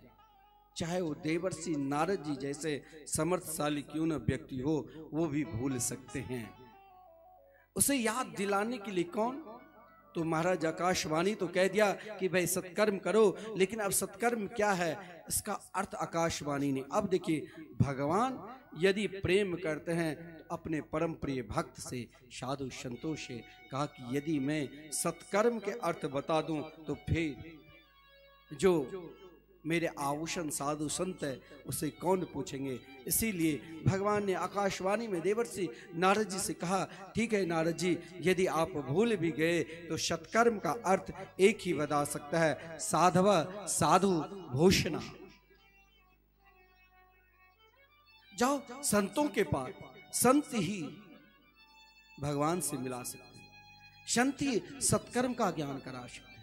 स्वयं देवर्षि नारद जी जानते थे, फिर भी भगवान संतों की महिमा को बढ़ाने के लिए देवर्षि नारद जी आगे बढ़ा। अब यहाँ पर सवाल उठते हैं कि देवर्षि नारद जी वृंदावन में भक्ति ज्ञान और वैराग को छोड़कर क्या सत्कर्म के अर्थ कोई वृंदावन में नहीं बताया? बोले देखो, वृंदावन में तो पहले से ही सब श्री कृष्ण प्रेम में लीला में डूबे हुए थे। उन्हें तो महाराज कृष्ण प्रेम में, जहाँ भक्ति स्वयं नृत्य कर रही थी, तो वहाँ तो सब श्री कृष्ण प्रेम में डूबे हुए थे। नारद जी आगे बढ़े, ऋषिकेश हरिद्वार ऋषिकेश गए, जहाँ कहा गया बड़े बड़े सोने चांदी के सिंहासन पर बैठने वाले साधु संत। महाराज सोचा कि देवर्षि नारद जी आ रहे हैं, तो कुछ तो पलायन हो गए, कुछ तो काष्ठ मौन हो गए, बोलते ही नहीं थे कि सत्कर्म का अर्थ जब देवर्षि नारद जी नहीं बता पाए तो मैं क्या बताऊं। लेकिन देवर्षि नारद जी अपना प्रयास कभी तोड़े नहीं। व्यक्ति को कभी भी अपना प्रयास तोड़ना नहीं चाहिए, आगे बढ़ना चाहिए। और प्रभु का स्मरण करते हुए जो ही आगे बढ़ा, यानी ऋषिकेश से आगे बढ़े, बद्रिका आश्रम की ओर प्रस्थान की। वहां ढूंढ रहे थे, एक संत मिल गया। 4 संत, सनक, सनंदन, सनातन और सनत कुमार। उन संतों को देखकर चरणों में प्रणाम किया, जिनके मुखारविंद से सदा हरि स्मरण, एक पल भी, एक क्षण भी भगवान के नाम से अलग ही नहीं होते थे। और यदि संत के यहाँ यही 2 विशेषता मिलेगी। आप जाओगे साधु संत के अंदर स्थान में, तो वहाँ भी मठ, मंदिर, बड़े बड़े आश्रम हैं, लेकिन वहाँ 2 विशेषता है जो आपके यहाँ नहीं। यदि ये विशेषता आपके घर में भी है, तो आपका भी घर घर नहीं रहता है, फिर वही घर आश्रम यानी साधु संतों के आश्रम की तरह वो मंदिर बन जाते हैं। जहाँ नित्य भगवान के कीर्तन हो, वो घर फिर घर नहीं, वो फिर मंदिर कहा जाता है। जहाँ नित्य भगवान की सत्संग हो, वो घर घर नहीं, वो मंदिर बन जाता है। और साधु संतों की तो यही विशेषता है कि वहाँ आप जाओ तो कुछ मिले ना मिले, 2 चीज जरूर मिलेगा, संकीर्तन। अपने आश्रम वृंदावन आप गए थे ना, तो वहाँ अखंड 25 साल से अहर्निशम 24 घंटे कीर्तन चलते ही रहते हैं, कभी बंद होता ही नहीं। अब जब जाओगे अपने आश्रम में तो ठाकुर श्री राधा मोहन बिहारी मंदिर है, अखंड कीर्तन, रात्रि दिवा, केवल रात्रि को 10 बजे। माइक तो वैसे भी कम चलता रहता है, लेकिन कीर्तन सदा चलते रहते हैं। आप लोग, हम सब जिनकी इच्छा होती है, जो हम अपने घर में परिवार में नहीं करा पाते हैं, वृंदावन में तो एक दिन का वो अपना खर्चा करते हैं, स्वयं करवा ले, या उसके लिए 1500 व्यवस्था है खर्चा, या आजन्म के लिए 21,000 अपने ट्रस्ट में जमा करें। लेकिन वहाँ सदा कीर्तन नहीं, तो जाओ कहे सत्संग। ये 2 चीज जहाँ जिस घर में, जिस परिवार में मिले, वो घर नहीं, वो परिवार नहीं, वो घर मंदिर, और वो परिवार सब संत के स्वरूप। देवर्षि नारद जी जब शनकादिक के चरणों में प्रणाम किया और सत्संग के विषय में पूछा कि सत्कर्म क्या है, तो शनकादिक मुस्कुराती हुई कहा कि भाई, जब अज्ञान अवस्था में व्यास जी को आपने जिस भागवत धर्म का उपदेश दिया, यही तो सत्संग है। हम सब जानते हैं कि अंत समय में यही हम जो सत्कर्म के हैं, कथा कीर्तन सत्संग, यही साथ जाएंगे। फिर भी हम उन पे विश्वास नहीं करते हैं। वही विश्वास दिलाने का काम संतों का है। संत यही कार्य करते हैं। और शनकादिक विश्वास देवर्षि नारद जी को दिलाया, और महाराज विश्वास दिलाकर कि भागवत क्या है, जिस कारण महाराज 3 प्रकार के दृष्टांत भी समझाया कि जैसे गन्ना में महाराज मिठास है, लेकिन उसे महाराज परिश्रम के साथ, जब हम चाहेंगे कि सीधे गन्ना को तोड़कर और हम चीनी आविष्कार कर लो, हो सकता है उसके परिश्रम के द्वारा निकलता है। आम के वृक्ष में भी रस है और पत्ते में भी रस है, लेकिन हमें अगर मिठास चाहिए तो वो फल जब पकता है तभी हमें मिठास मिलता है। गौ के दूध में हम जानते हैं घृत है, लेकिन जब हम दही जब बनाकर माखन बिलोते हैं और जब घी तैयार करते हैं तब घृत मिलता है। उसी प्रकार हम जानते हैं समस्त शास्त्र पुराण में अंत में यही कहा है कि सत्कर्म करो, लेकिन भागवत में जो पूर्ण सत्कर्म का वर्णन है, चाहे जिस प्रकार की कथा है, अंत में भगवान से मिलाने की कथा होती है। क्योंकि देवर्षि नारद जी जैसे हम परम पवित्र स्थान में बैठकर भगवान की कथा मृत का रस आस्वादन कर रहे हैं, उसी प्रकार परम पवित्र गंगा जी के पावन तट पर आनंद नाम के तट है, जहाँ भक्ति और ज्ञान वैराग्य का संकल्प लेकर कथा हुआ। और महाराज वहाँ समस्त ऋषि मुनि साधु संत जो स्वयं भागवत जानते वो भी भागवत सुनते हैं।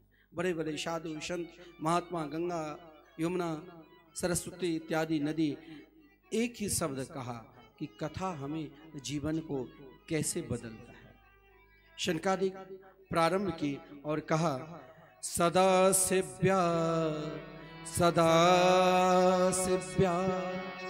श्रीमद् भागवती कथा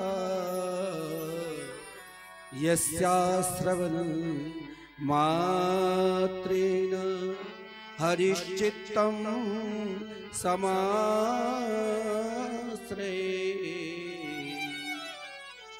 बोले भगवान की कथा सदा श्रवण करना चाहिए।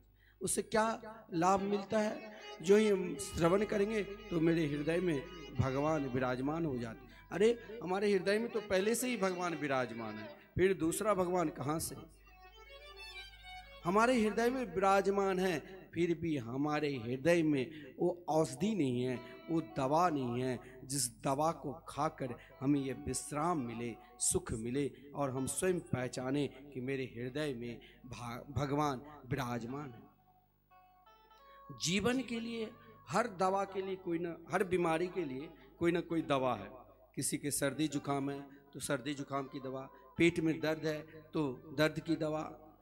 लेकिन यदि मन में कोई बीमारी लग जाए, नहीं कहते हैं इसके अंदर मन रोग है, और मन के बीमारी को दूर करने के लिए कोई दवा है?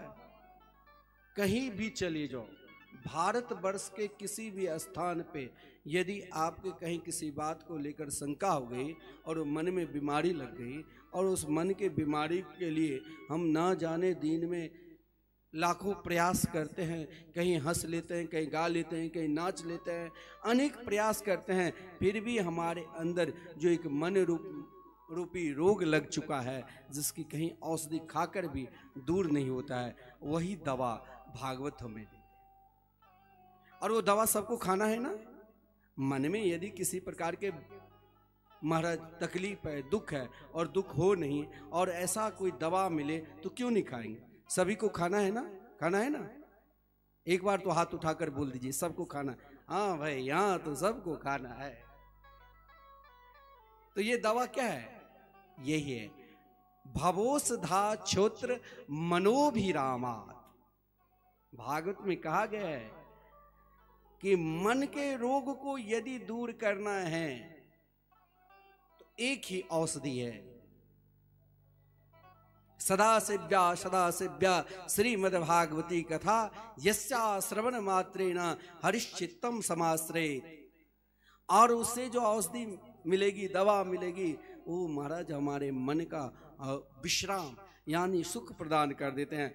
हर परिस्थिति में हम मुस्कुराएंगे, और ये मुस्कुराहट रूपी दवा भवोषधा क्षोत्र मनोभिरामात्। मुस्कान की दवा यदि कहीं है तो एक भगवान की कथा और कीर्तन में ही है, और कहीं है ही नहीं। इसीलिए बार बार श्रवण करना चाहिए। जिस समय शनकादिक भागवत की व्याख्या कर रहे थे और देवर्षि नारद जी श्रवण कर रहे थे, जैसे महाराज हम संकल्प लेते हैं, संकल्प मन ही मन सब ही ले सकता है, सब समस्त व्यक्ति, समस्त प्राणी, समस्त श्रोता मन से संकल्प ले सकता है। उनका जो उद्देश्य है वो वही उद्देश्य लेकर संकल्प। हमने संकल्प किया, जैसे देवर्षि नारद जी का संकल्प था भक्ति, ज्ञान और वैराग्य को समस्त प्राणी के हृदय में प्रकट करूं। महाराज इस उद्देश्य लेकर भगवान की कथा मृत का रसास्वादन कर रहे थे, और जिस समय रसास्वादन कर रहे थे उसी समय भक्ति देवी जहाँ कथा चल रही थी, एक क्षण के लिए जितने साधु संत थे जो स्वयं भागवत के आभूषण भक्ति देवी नृत्य करती हुई और स्वयं उनके साथ ज्ञान वैराग उपस्थित हो जाए। और लिखा है, भक्ति सुतो तो तरणो गृहीत्वा प्रेमैक रूपा सहसा विरासे। श्री कृष्ण गोविंद हरे मुरारे नाथेति नामा निमोर वदन्ति ते। आप सबका श्री कृष्ण गोविंद हरे मुरारे हे नाथ नारायण वासुदेवा। श्री कृष्ण गोविंद हरे मुरारे हे नाथ नारायण वासुदेवा। प्रतिमात स्वामी सखा हमारे, प्रतिमात स्वामी सखा हमारे, हे नाथ नारायण वासुदेवा। श्री कृष्ण गोविंद हरे मुरारे हे नाथ नारायण वासुदेवा। भक्ति देवी अपने दोनों पुत्र ज्ञान और वैराग्य को लेकर भागवत मंडप में उपस्थित हो गए। जो ही भागवत मंडप में उपस्थित हुए तो भक्ति देवी ने शनकादिक से कहा, अब मैं कहाँ निवास करूं? महाराज, जिसने अपने जीवन को समस्त कार्य को करते हुए, व्यापार और परिवार में लगाते हुए एक क्षण के लिए यदि भगवान की सत्संग में लगा देता है तो उसके विषय में कहा गया है, भक्ति अपने दोनों पुत्र ज्ञान और वैराग्य को लेकर उन भक्तों के हृदय में हो जाता है। और उन भक्त के विषय में कहा गया है, सकल भुवन मध्य निर्धनास्तेपि धन्या निवसति हृदयेशा श्री हरेर भक्तिरेका हरिरपि निज लोकम सर्वथा तो विहाय प्रविशति हृदयेशा भक्ति सूत्रोपनद। वही उसी को सर्वश्रेष्ठ कहा गया है जिसने अपने जीवन में एक क्षण के लिए भगवान की कथा में लगा दिया है नित्य। तो वहाँ भक्ति देवी और वही श्रेष्ठ ज्ञानी है, वही श्रेष्ठ वैरागी है, वहीं भक्ति देवी निवास करती है। और जहाँ भक्ति है वहीं पर बाके बिहारी मेरी ठाकुर कन्हैया, मेरी श्याम सुंदर उनके हृदय में सदा विराजमान रहते हैं। लेकिन एक विलक्षण कथा और भी है। भक्ति ज्ञान वैराग्य तो भगवान के स्वरूप थे, उनका कल्याण हुआ चाहे परीक्षित का कल्याण हुआ, इसमें भागवत की कोई भी विशेषता नहीं और कोई महिमा नहीं। मुझे तो महाराज ऐसा डॉक्टर चाहिए जिसके पास जो भी अनेक प्रकार के रोग से ग्रस्त हो, लेकिन वैसे डॉक्टर के पास चले गए और डॉक्टर ने औषधि दी तो उसका बेड़ा पार। तो बोले ऐसा कोई है?